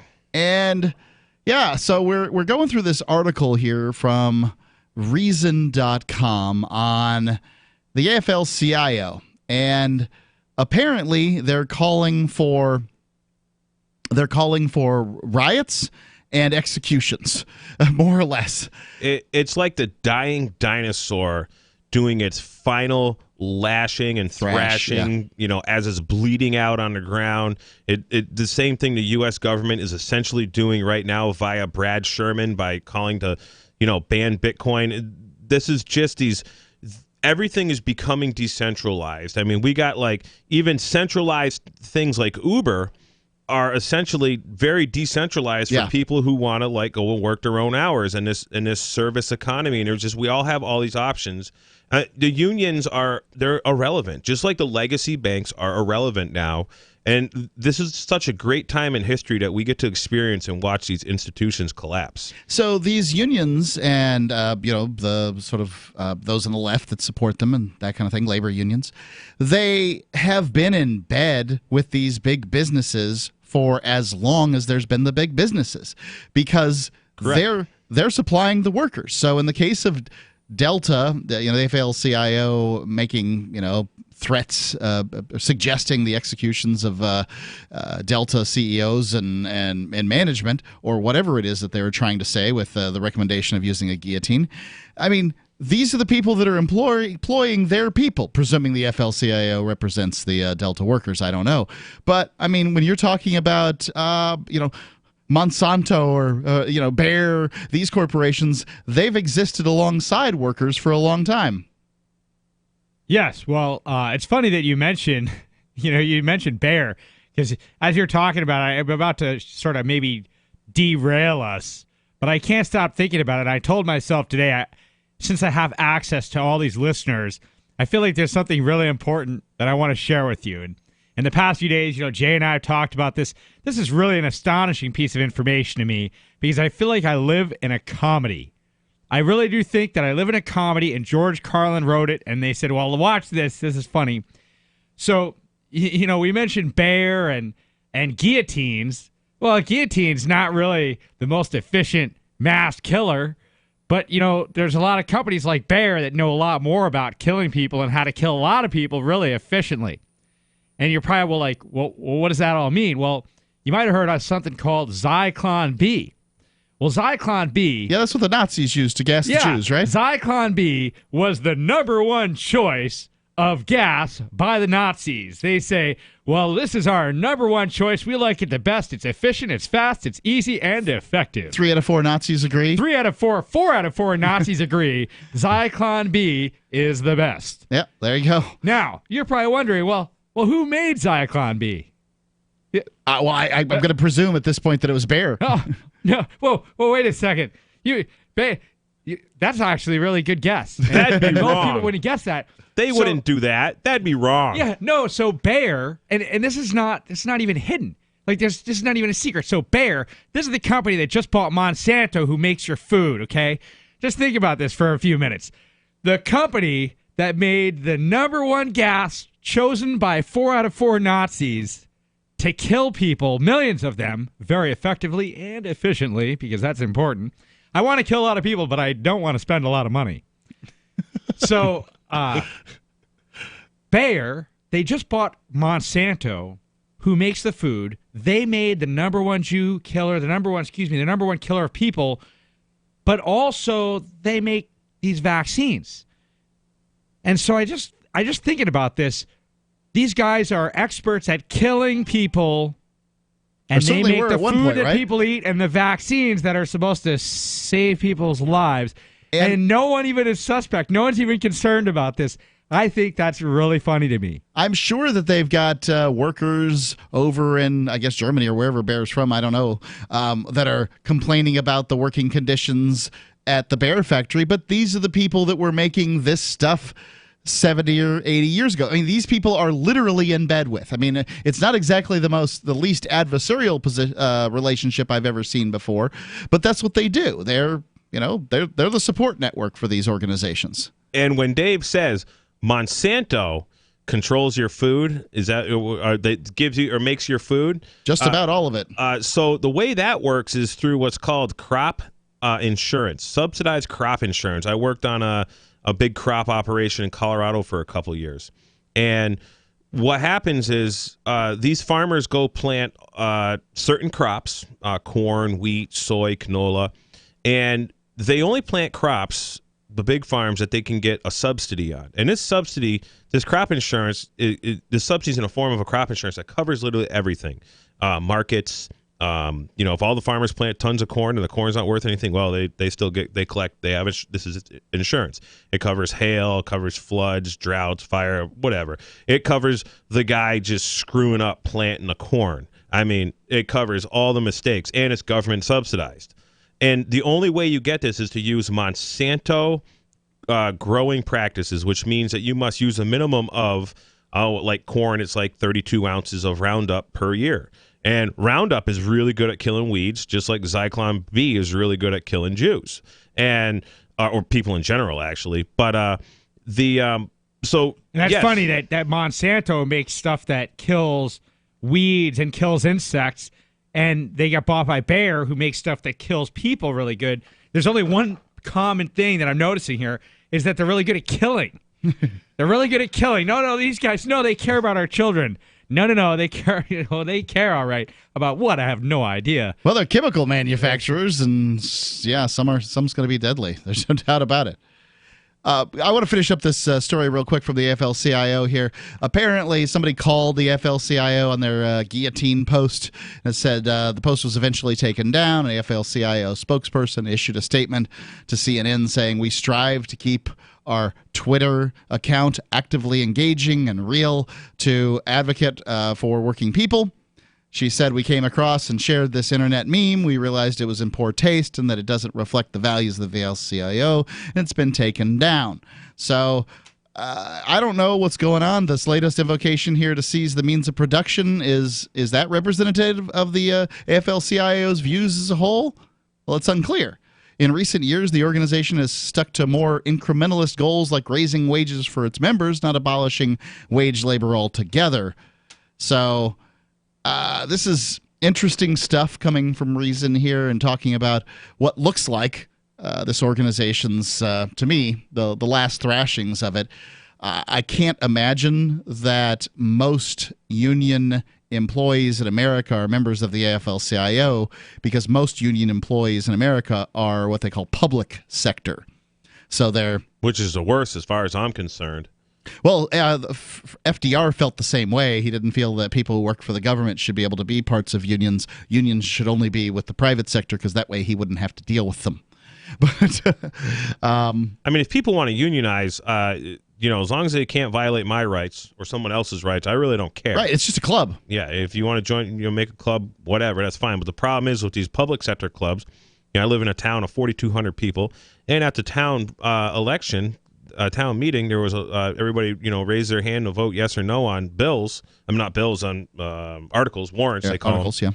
Yeah. And there was literally 35 people that were, increasing the taxes 20% in a little town I live in.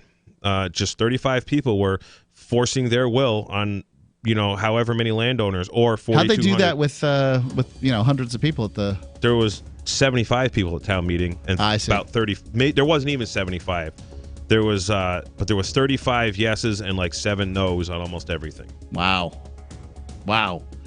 855-450-3733. This is democracy in its purest form in the modern world, is these town meetings, and it still fails. Free Talk Live, 855-450-3733. She seems happier. Her fur is so much shinier, silkier, softer. She has really mellowed a lot. Sheba is 105 lean pounds of shiny, smooth, happy dog for life. The shedding has stopped. The itching has stopped. Since 2001, we've helped more than 250,000 dogs get over their nutritional deficiency miseries. And saved our customers bazillions in vet bills. Everything we tried failed except the Dynovite. Come to Dynovite for help. DINOVITE.com. If you want the dog to be healthy, you got to feed it something healthy. The omega-3 fatty acids. Flaxseed, zinc, alfalfa, the digestive enzymes that are cooked out of regular dog food. Dynovite is nutrition. Dynavite for life. Don't let your dog itch, scratch, stink, or shed like crazy. Come to Dynavite for help. 859-428-1000. 859-428-1000. DINOVITE.com. Bitcoin.com is delighted to announce their latest partnership with the gift card specialists at eGifter. With many of the world's leading brands on their roster, it is now easier than ever to get the gift cards of your favorite brands with Bitcoin Cash. To get started, just follow these simple steps. Visit giftcards.bitcoin.com, pick the gift card you want, follow the instructions on your screen, and make your payment using your Bitcoin Cash wallet. Sit tight and your gift card will be delivered to you as soon as it's ready. That's giftcards.bitcoin.com. I can definitely say that I have found the best cryptocurrency wallet. Certainly the best named one. I'm Mark Edge, and I love the Edge wallet. I've been using it for the last few months. You can buy, sell, trade, and hold your cryptocurrency securely. I trust my holdings of all the major cryptocurrencies to Edge wallet, and you should too. No long phrases to memorize, just a username and password. Secure your freedom with Edge wallet. Get it now on Apple or Android in the App Store or at edge.app. Don't you hate that feeling in the pit of your stomach when the police pull you over? Most people have no idea how to handle it properly, and they promptly get fed into the municipal fee-generating meat grinder. Or maybe you recall that feeling you get when you go to the mailbox and see one or more letters from the IRS. You get a sense of impending doom, don't you? So let me ask you, if you could learn how to use the law to beat the IRS, traffic tickets, almost any courtroom scenario, collectors, credit card debt, and even mortgage debt because of fraud perpetrated against you, would that be worth knowing about? Don't laugh. Investigate. Check out the life-changing benefits of the Lighthouse Law Club at their website, lighthouselaw.club. That's lighthouselaw.club. And while you're at it, visit the Lighthouse Law Club YouTube channel. You might be in for a pleasant surprise. There are lots of ways to listen to Free Talk Live. Our podcast has been around since podcasts began, and now the FTL feed is loaded with content besides our full show archives. Did you know that we make it easy for you to customize your podcast subscriptions? We have different feeds, one that includes only our full shows, one with just the Daily Digest, and one with just the Edgington Post. You decide what you listen to. It's quick and easy to customize your feeds at feeds.freetalklive.com. That's feeds.freetalklive.com. Did you know you can legally exit the U.S. federal income tax system? Well, it's true, and thousands of American nationals are doing it. The 16th Amendment and the Internal Revenue Code are legal, but only in a limited jurisdiction. This is the basis behind the voluntary nature of the income tax. Learn the exit strategy provided by Congress. Find out more by visiting weissparis.com and watch our numerous videos. That's WEISSparis.com. Help get LRN.FM into more ears. Visit promote.lrn.fm for a free bumper sticker, flyers, banners, graphics, and more. Promote.lrn.fm.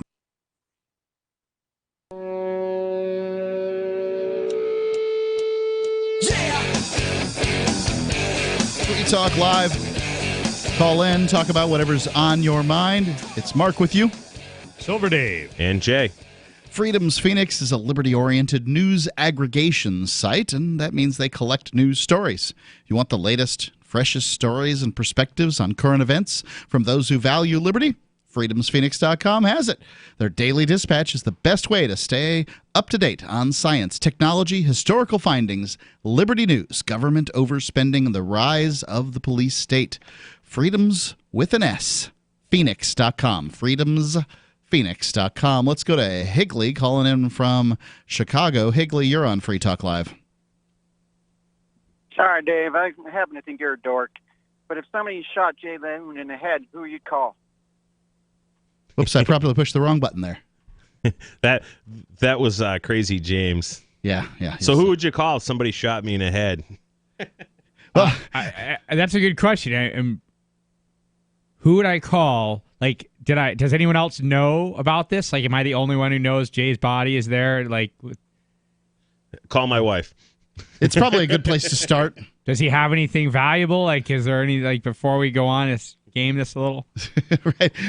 I need to have more information when I'm putting together this hypothetical. And what this comes from is we last week Chris did the show. It was Chris, myself, and I think Angie.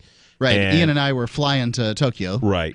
So Crazy James called in and he's like, I said something about the cops being the violent gang or something, or the terrorists, because we were talking about terrorists. And I said, well, people terrorize me, the cops. And he says, Jay, if somebody comes and shoots Chris in the head, who are you gonna call? And it's just like he's just a screwball. I get the question now. Yeah. Well, so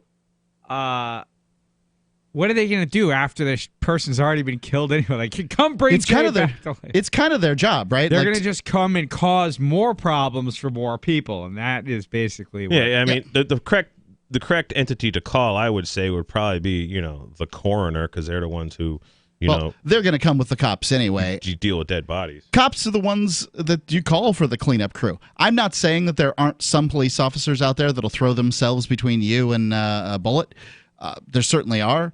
But that's not really what they're employed to do. They're not employed to, stop crimes before they happen. They're employed to record a crime that occurred and kind of give you some paperwork so you can deal with the insurance company. People got to remember, the police do not work for you. They work for the king. The police work for the king. They're the king's men, right? They're king's men, and they're there to enforce the laws that make the king lots of profits off of you. Yeah, I say that the cops are there to make sure you pay taxes. And they're ultimately to make sure you pay taxes. That's really it. To make sure they keep the tax farm profitable. Enjoy your freedom, everybody. Enjoy. Take a nice glass of that. Take a chug. And Crazy James is banned from the airwaves here because he likes to threaten people. So we don't let him on the air. But going on this story here from TampaBay.com. In Dunedin, Jim Ficken admits he let his grass grow too long. He just doesn't think he should lose his house over it. The city of Dunedin, their code enforcement board, moved to foreclose on Ficken's home Tuesday because he failed to pay nearly $30,000 in code violation fines he accrued in 2018. The city fined him $500 per day over the summer because his grass grew longer than 10 inches. If I can interrupt you real quick, just so our trolls can get this correctly, so they can call the city of Dunedin and let them know, what terrible parasites they are. How do you spell Dunedin?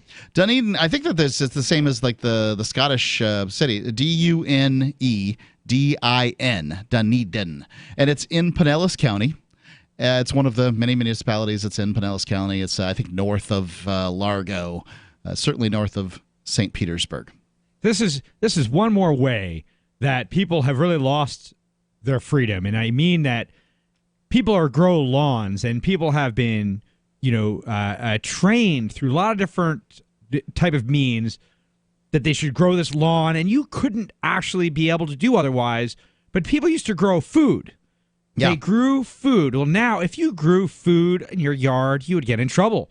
You're not zoned, and this, that. Your grass, you're supposed to have 10 inches or shorter grass. And this whole thing, to me, is all part of a big plan to get everyone to buy food from centralized places like Monsanto so that you don't produce your own food, so you buy it from them. And then, of course, they lace it with toxic chemicals. Enjoy your freedom, everybody.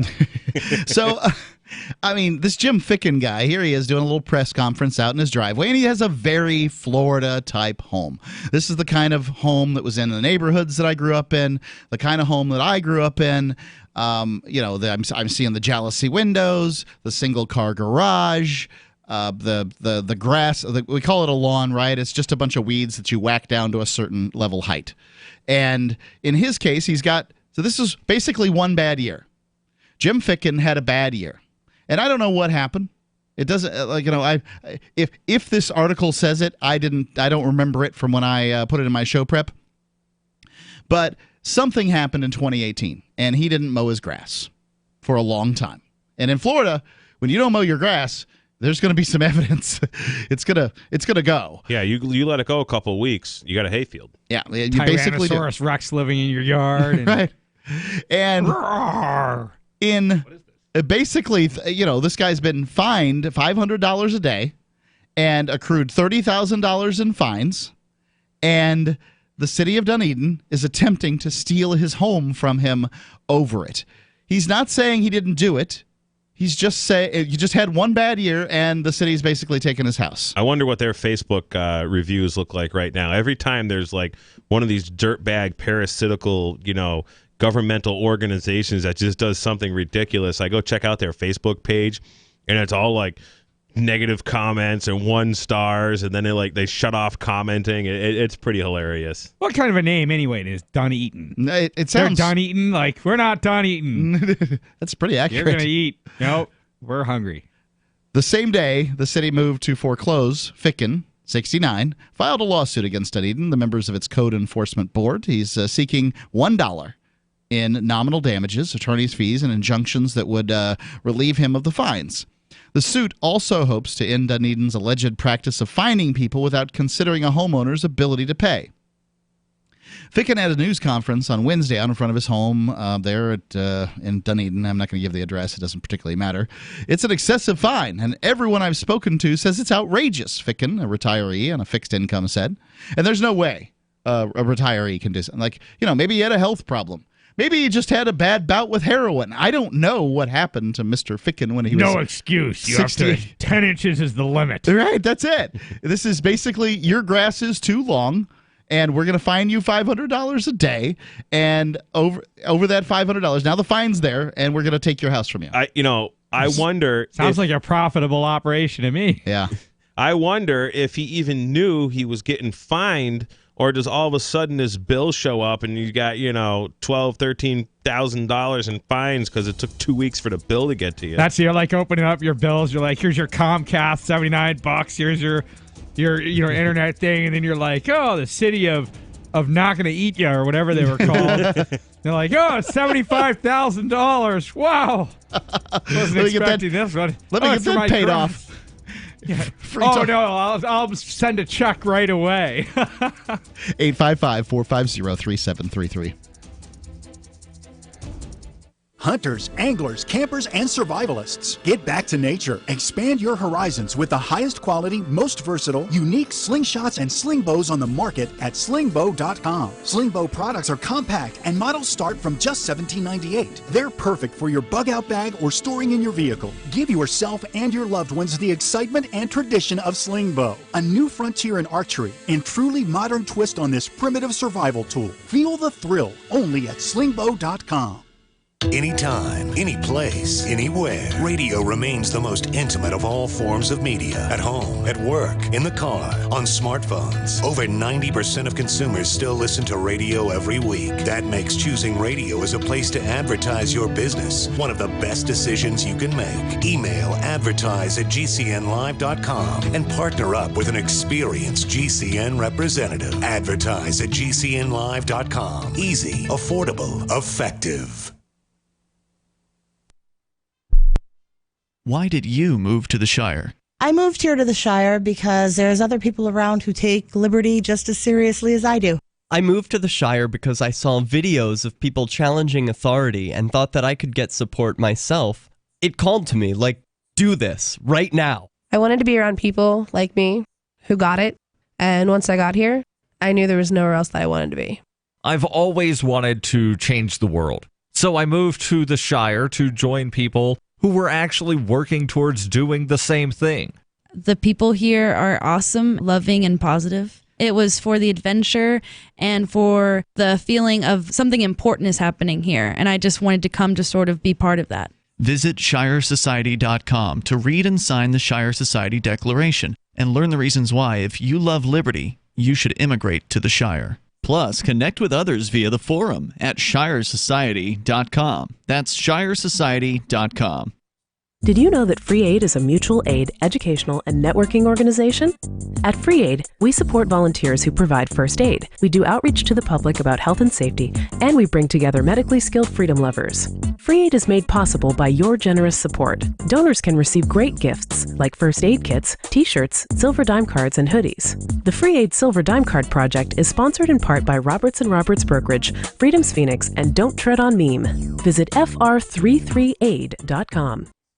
LRN.FM now has a Discord. Discord is a free text and voice chat platform, and we now have our own server with a bunch of channels at discord.lrn.fm. You can join other listeners as they chat about various things during our live shows, or anytime, day or night. Discord software is available cross-platform, so you can have it on whatever device you want and take your chats anywhere. Join our Discord at discord.lrn.fm. That's discord.lrn.fm. So the protection of life, liberty, and property is what the Free State Project is all about. But it's an effort to move 20,000 people who understand. It's about demonstrating to the entire country that, yeah, we can have a free market, a truly free market. Making it just a freer, great place to live. It's the world's largest voluntarist libertarian community, and it's only getting bigger. That's amazing. To be able to move to a place where other people passionately believe in being free and independent. What the Free State Project is managing to do, though, is to put their money where their mouth is. It's physically getting up across the country and saying, let's go someplace and let's demonstrate the power of these ideas. There's a lot of kind of philosophy that surrounds liberty. There's a lot of thinking about it and talking about it. But here in New Hampshire, people are doing it. 101 Reasons Liberty Lives in New Hampshire, a documentary by Free State Project early movers. Watch it free at 101reasonsfilm.com. 101 Reasons. Some of our live shows are streamed in HD on Twitch. Please follow and share at twitch.lrn.fm. That's twitch.lrn.fm.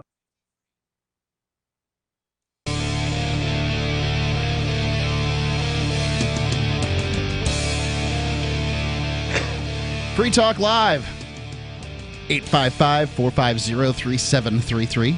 It's 855-450-FREE, as in freedom here. We're talking about a story coming out of Pinellas County, Florida, where a guy, 69 years old, had a little trouble, and his lawn didn't get mowed. I mean, if he's a single dude and, I don't know, had to have heart surgery, he can't go be mowing a lawn in 100-degree heat, 100% humidity. Ignorance of the law is no excuse. For a long time. Mow your lawn. It's kind of what happened here. I mean, basically, that's it's pretty close to the scenario here. So basically, the town of Dunedin charged him $500 a day for his grass being more than 10 inches. He said he knows it was too long. He acknowledged it. It's cut now. I got a picture of it. Looking at it right now, looks like your average crap lawn in Florida. I grew up on lawns just like this, mowing them myself, and everything's handled today. But it was a bad year in 2018 for him. But they still want the money. They fined him $30,000, and rather than just saying, "Oh, all right, you got your lawn mowed, we'll waive the $30,000, and you can go back to your life, citizen," they're saying, "Where's our $30,000?" You know why? I this is a guess. I don't know this. Is that they've already spent the $30,000. It's already part of some bond. It's already been monetized, because that's all a municipal bond is. When these municipal corporations go borrow money, their ability to borrow money is based on their ability to collect taxes, fines, and fees. That's it. And so they've calculated this, and now they need to collect it because it's probably already spent on the other side over and over again. If you operate a retail business and you're looking for a solution for point-of-sale cryptocurrency acceptance, helpmetakebitcoin.com is your solution. It's a great idea to have to accept cryptocurrency in your business, because people who spend cryptocurrency, they're more loyal. So they're going to be back more often. They're going to drive from farther to do business with you. And perhaps your local media will want to talk about a business in their area accepting cryptocurrencies if you let them know. HelpMeTakeBitcoin.com is your solution. It's HelpMeTakeBitcoin.com. They've got a map integrated over there so that people know right off the bat where you are and where they can spend your Bitcoin. HelpMeTakeBitcoin.com. So I want to tell this a little bit here about the story from Mr. Ficken, who's in Dunedin, Florida. And I'll just read the story. According to the lawsuit, Ficken routinely spent weeks away from his property to aid his dying mother in South Carolina. In 2015, while Ficken was in South Carolina, Dunedin cited him for having grass that was too tall. According to code enforcement policy, any subsequent violation of a city code in the next 5 years would make Ficken a repeat offender. So now we're talking about 2015 to 2018. Ficken's mother, Marinelle Ficken, died in the summer of 2016. Ficken left Dunedin for 2 weeks in July of 2018 to manage her estate. During that time, the man who mowed his lawn, Russ Kellum, died suddenly. So if you're not mowing your grass from June in Florida, you're in big trouble. Yeah. There were weeks in, say, July and August where I was mowing weekly because you had to keep it, got to keep it down. It just Hot, goes. It rains every day, right? Right. It's the jungle, people. Yep. We've carved city lots out of jungle, and it's, there's consequences. So the guy dies. Ficken got back and tried to mow his overgrown lawn himself, but once the lawn's overgrown, the mower breaks, the lawsuit said. Dunedin gave Ficken no notice that it was charging him $500 every day for the length of his grass. Ficken said the fines were so hefty because Ficken was a repeat offender. It was nearly 2 months before Ficken had any idea he owed the city tens of thousands of dollars, he said. On August 20th, a code enforcement official making his daily rounds told Ficken to expect a big bill from the city, his lawsuit said. Can we get the name of that code enforcement officer? I don't have it. That day, Ficken bought a new mower. The next day, August 21st, he mowed his lawn. He also received a notice from the city that he was appear at the hearing of the Code Enforcement Board September 4th. So it looks like he only didn't mow his lawn for 2 months. Let's see. Left Dunedin for 2 weeks in July of 2018 to manage her estate. It looks like it was about a month. Well, maybe a little bit, 2 weeks in July. Could have been as early as, let's call it 6 weeks. During that time, the man who mowed his grass, Russ Kellum, died suddenly. So 6 weeks he doesn't mow his grass, and he has a $30,000 fine for it. There's nothing. I mean, this is a pretty reasonable thing to have happen to somebody here. The mower breaks, your lawn maintenance guy dies, mom's estate needs to be handled in July. I mean, you're not planning your life around lawn mowing, even if you do live in Florida. This guy had some terrible lawn luck. He did. I sincerely hope this doesn't actually go through. Anyway, between the two fines, Ficken owed Dunedin $30,000 on a house that was on a house with a $125,000 market value, according to the Pinellas County property appraiser. I wonder what the mortgage is on it. They're probably asking for everything this guy's got in equity. I just DuckDuckGo'd Dunedin Code Enforcement, and DuckDuckGo is a better search engine than, not better, but it's a more anonymous private search engine than Google. It says, your own property. The city's code enforcement inspectors are happy to work with residents and property owners to bring their property into compliance with city codes. If you need our assistance, please contact us by phone or email, address below. Please bear in mind that the inspectors are normally out of the office during the day doing inspections, but they will get back to you as quickly as possible. Tom Colbert, Michelle Gilbert, Joanne McHale. These are the code enforcement officers. And there's a phone number here. Can I read it off? Sure. So the code enforcement inspector is 727 is the area code. That's always the area code if it's in Pinellas County, 727. 298, and it's 3212. And there's actually a few more numbers, but that 727 298 3212 is the main number for the Dunedin, Florida Code Enforcement. And you can ask them why they're not trying to help this guy out. Why are they being so hard on this dude? This is terrible. Yeah, this is apparently Dunedin's been cracking down on people. The Institute for Justice has taken up his case, which I like his chances once IJ gets involved. So I hope things turn out the best for him. Here, let's go to David calling in from New Mexico. David, you're on Free Talk Live. Good evening. Hey, David, what's up? A couple things. One on your topically on your conversation. I don't want to go into it right now, but I did save you, the taxpayers, over $1 million in today's dollars. That would have been spent in the military, but were not because of what I did. And like I said, I don't want to go into it. Okay. But well, thanks then. And yeah, double ironies that gift gas.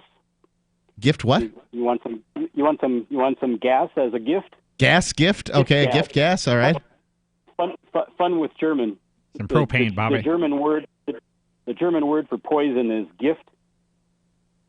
Gift? And so gift gas is... You can put it all together yourself. Poison gas. Poison gas. In German, it's gift gas. Okay. So it's kind of, it's like a little gift. Here, a present for you. Yeah. Another irony of that is that gas, Zyklon B,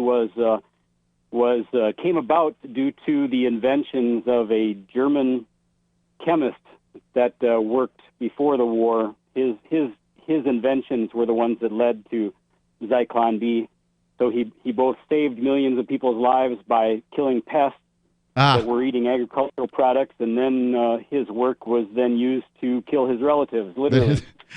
new human-shaped pests.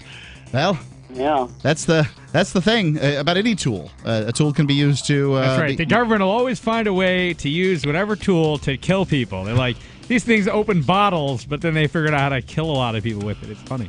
Humans seem to really love weapons. I mean, I imagine that first club or first knife that was made. Psychopathic humans. Yeah. 855-450-3733. Free Talk Live.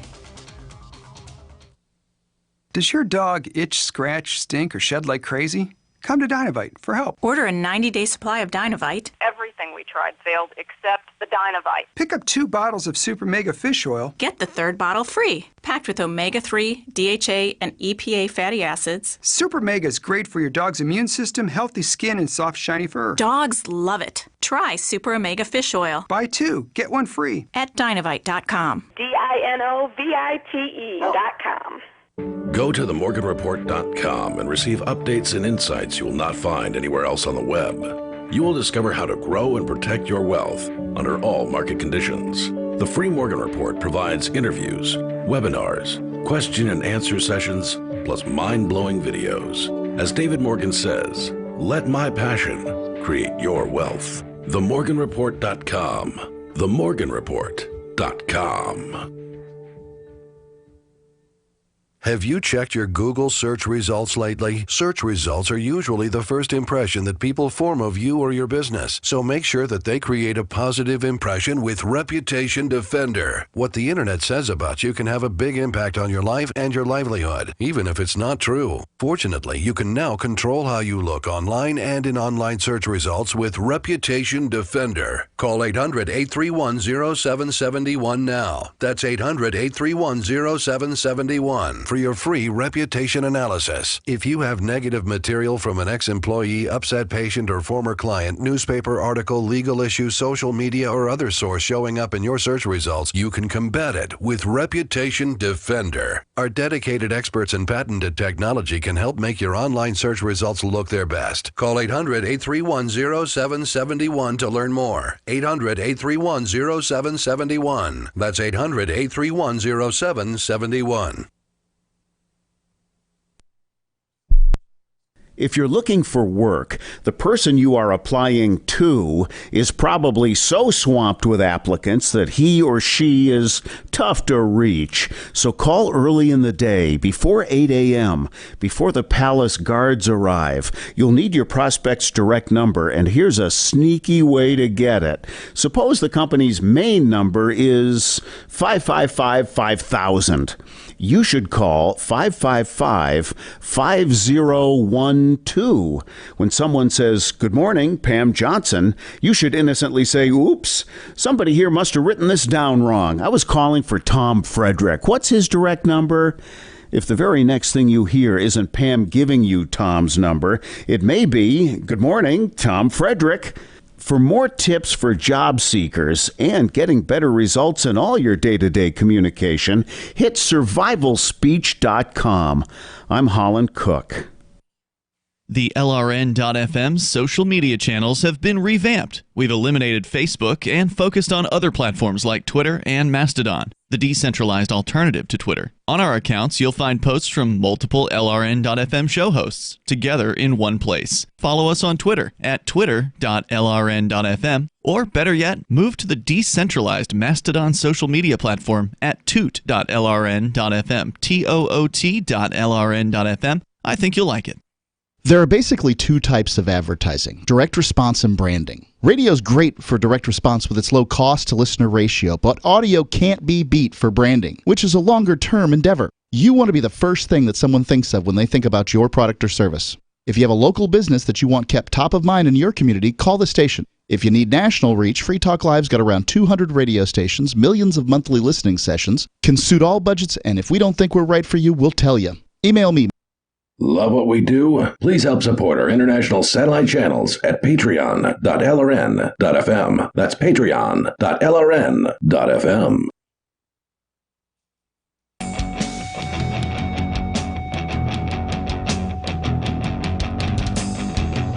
Free Talk Live. Call in. Even in the final segment here, we might be able to get you in. The number is 855-450-3733. It's 855-450-FREE, as in freedom. It's Mark with you. Silver Dave. And Jay.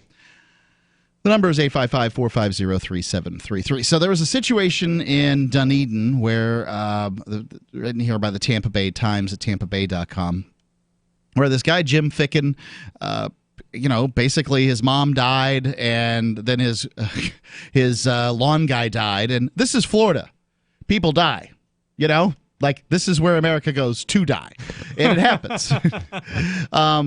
And more or less in 6 weeks' time, the city of Dunedin decided his grass got too long and fined him $30,000 and is now attempting to take his home.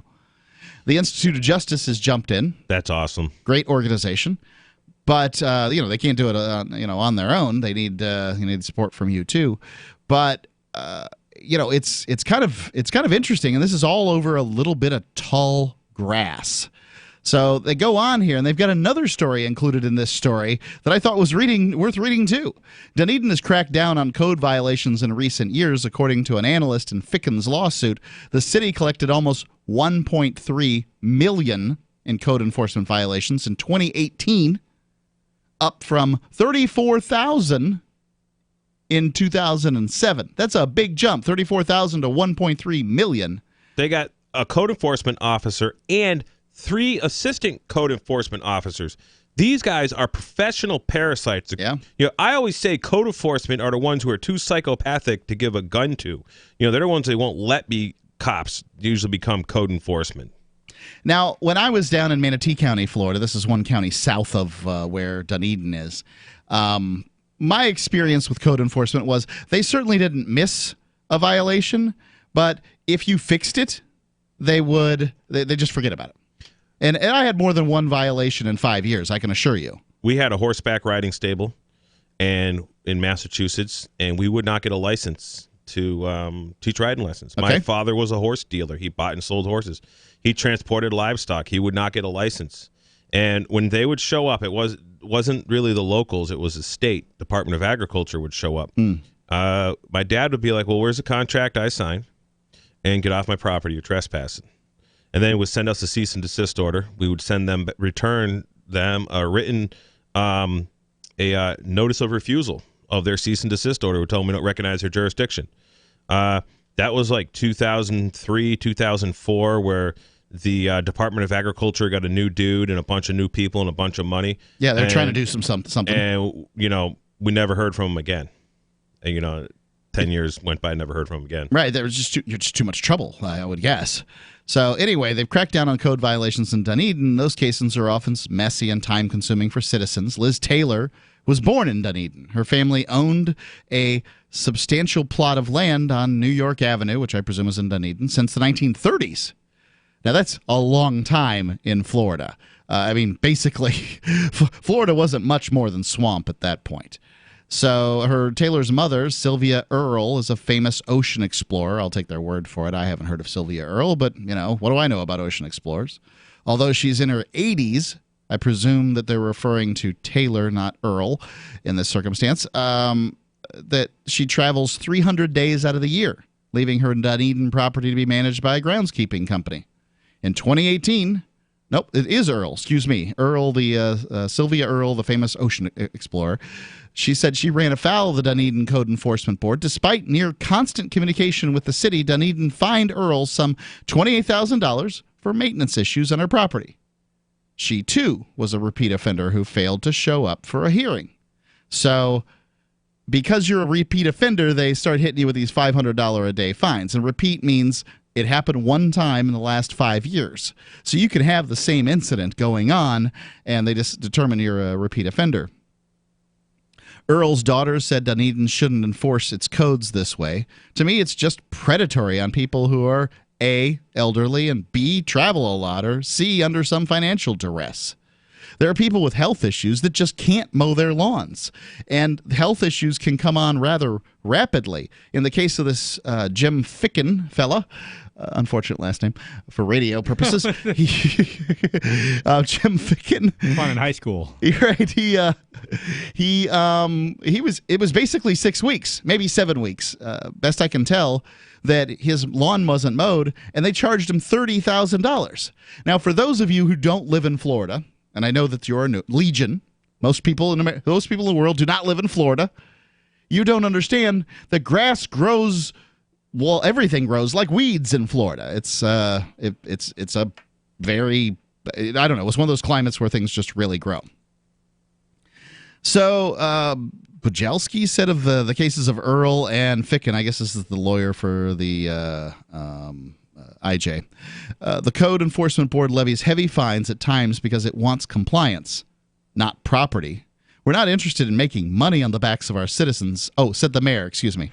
Eventually, Earl facing, by the way, they made $1.2 million in 2018. So you have to go a little farther to convince me that you're not at 1.3 million in 2018. You're going to have to go a little farther than that to convince me you're not trying to make money on your citizens. That 1.3 million is on top of the normal extortion that people are paying. Yeah, property taxes, meals taxes, whatever. I don't know if they have local sales tax or whatever, but whatever taxes are, it's just, Right, and so when you're dealing with this situation as a as a property owner, yeah, so they levy the fines, they threaten you with the fines and all that stuff, and then you get the job done. If you've gotten the job done, and Jim Ficken did, before his even hearing was going on, the lawn was mowed, but he missed the hearing probably because his lawn was mowed and he didn't think about it after that. What you're going to find with these really aggressive, outrageous towns and cities is that when they put heavy liens on these properties and they have to be sold at public auction, they generally don't sell for too much money quite often. And what happens is the fine money comes right out. And generally the auction company is, good buddies with these, local parasite bureaucrats. They're all part of the parasite economy. And a lot of times, you got certain building, developers and stuff that want this stuff, and of course all the landscapers want you to be forced to make sure you get your lawn mowed. Sure. It makes their trade a lot more valuable in that particular area because you're forced to use them or forced to get the job done anyways. And then, but you find that like a lot of these same couple of cronies who are very in with all the town politicians are buying up a lot of these properties. And then you'll see that these same folks who own these properties, they start seeing correlations like where the assessment rate is much lower on their properties after they own them compared to other folks. If you start going through the assessments in these little towns, and you'll start finding that certain people are certainly assessed less. Well, one thing others. you certainly know is that there's an industry that's sprung up around taking people's foreclosed homes. Yeah. Oh, yeah. Right. Like there's these people that chase after. They've been taking courses on how to get cheap homes, and you can't blame them. It's like, wow, a cheap home. They're not necessarily thinking about, oh, this was taken from Jim Ficken because his mom died, and then his lawn maintenance guy died, and his lawnmower didn't work. And over the course of 6 weeks, his grass didn't grow. And now the city of Dunedin won't even negotiate with this guy to bring the price down from $30,000. This guy's on a fixed income. He's 69 years old.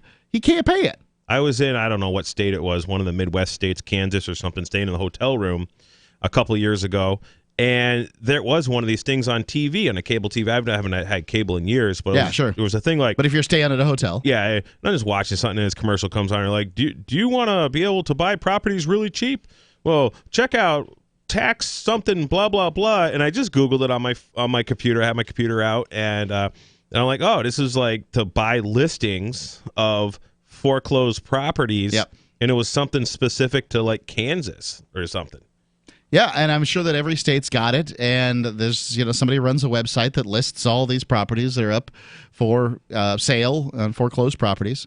In the case of Earl, who's this famous ocean lady, she apparently facing $30,000 in fines. Also, she settled with the city. She agreed to pay $10,000 and give a lecture on oceans at the Dunedin Public Library.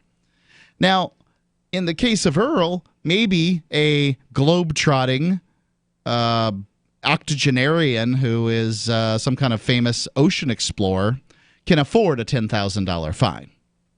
But Jim Ficken, whose mom died 2 years ago, is just able to get up to South Carolina to take care of her estate, and then his lawn maintenance guy dies, 69 years old, getting a little bit of a pension, a little bit of Social Security.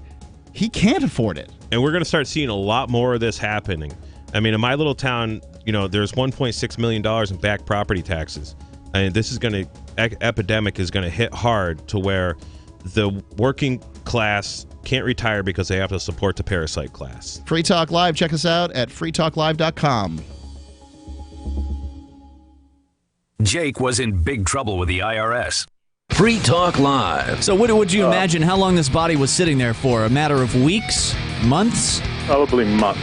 Months. There were about 25 or 30 dead cats in the house. Oh, my goodness. It was not a pretty scene. Literally, it was from the floor to the ceiling. This person had put newspapers and magazines, Life magazines, going back probably to day one, and Geographic going back into the previous century, and food boxes that were ancient. And she had lived through a tunnel that basically connected her bedroom area to a bathroom. What about the kitchen? Did she not prepare food? She kept food in the bedroom and then had a... That's nice. I guess she used her window to get in and out. That's the best we could figure out. Yeah, this is no problem that a good coat of fire wouldn't fix. Free Talk Live, 7 nights a week from 7 to 10 Eastern, live on the Liberty Radio Network at LRN. What do you shop for that you could otherwise buy at Amazon? Pretty much everything, right? Amazon has competitive pricing and they deliver, and that's a big plus. If you could plan ahead in your shopping, would you be interested in saving up to 33%? There's a catch. You have to do your shopping in Bitcoin. But imagine those savings. It's like a huge raise. All you have to do is go to saveatpurse.com. We've saved thousands, and you can too. Plan ahead and save. Saveatpurse.com. Did you know we've taken our LRN.FM telephone listen line to a new level with the LRN.FM audio on demand line? Now you can call 712-770-8447 anytime and listen to LRN.FM's live feed. And you can listen to a bunch of our original shows on demand. Long distance fees may apply. Just dial 712-770-8447 and choose from the menu. 712-770-8447.